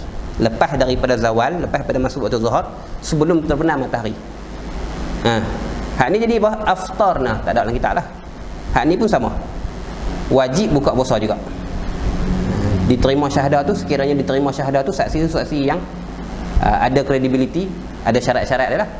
Bila qadi ataupun mufti terima penyaksian tu, maka penyaksian tu diterima dan wajib buka puasa. Raya lah. Lepas tu mayang raya tak ada lah, sebab waktu mayang raya sebelum zuhur, antara lepas subuh dengan sebelum zuhur. Apa jadi? Wafatat, luputlah tempoh semayang raya tu. Wa tuqda, dan sunat digantikan lah. Jadi kita mayang raya pada 2 Syawal lah, secara qadaan, sebab penyaksian berubah ataupun penyaksian diterima selepas daripada waktu zuhur raya pertama, sebelum daripada terbenam matahari. Itu masalah yang kedua. Au ba'dal ghurubi, ataupun dia saksikan tu, berlaku penyaksian dia tengok anak bulan tu selepas daripada masuk maghrib. Orang dah puasa, buka puasa dah hari tu, barulah penyaksian tu diterima, ataupun barulah berlaku penyaksian dia. Kalau yang ni, hukum ni tak ada sini lah, tapi dia sebut dalam kitab, dalam syarah sebut lam yuqbalu, penyaksian tu tak diterima lah, tak ada faedah. Kalau dia buat penyaksian tu hari ke-30 puasa, tapi lepas maghrib dah, memang sepatutnya esok raya dah orang puasa 30 hari dah, lepas maghrib baru berlaku penyaksian, rupanya semalam dia tengok anak bulan. Jadi tak diterima penyaksian tu, sebab tak ada faedah pada penerimaan penyaksian tu. Dia saksi ke dia tak saksi, dia memang puasa maksimum 30 hari dia. Wa sulliyat minal ghadi adaan, dan esok semayang raya tu tunai, bukan qada. Bukan qada. Ni masalah penyaksian timbulnya anak bulan pada 1 Syawal. Jarang berlaku lah benda-benda ni. Jarang berlaku. Biasanya dengan tengok anak bulan tu dah nampak dah. Habis. Kemudian kata babu salatil kusufi wal kusuf. Wallahu subhanahu wa ta'ala alam. Ada soalan? Tak ada. Buat.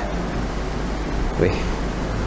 Subhanakallahumma wa bihamdika asyhadu an la ilaha illa anta astaghfiruka wa atubu ilaik. Allahumma salli afdhala salatin ala as'adil makhluqati ka sayyidina Muhammadin wa ala alihi wa sahbihi. Sallim adada ma'lumatika wa midada kalimatika kullama dhakaraka adh-dhakiruna wa ghafala an zikrika al-ghafilun. Allahumma salli afdhala salatin ala as'adil makhluqati ka sayyidina Muhammadin wa ala alihi wa sahbihi. وسلم عدد معلوماتك ومداد كلماتك كلما ذكرك الذاكرون وغفل عن ذكرك الغافلون. اللهم صل أفضل صلاة على أسعد المخلوقات كسيدنا محمد وعلى آله وصحبه. وسلم عدد معلوماتك ومداد كلماتك كلما ذكرك الذاكرون وغفل عن ذكرك الغافلون. صلى الله وسلم عليه وعلى آله والحمد لله رب العالمين.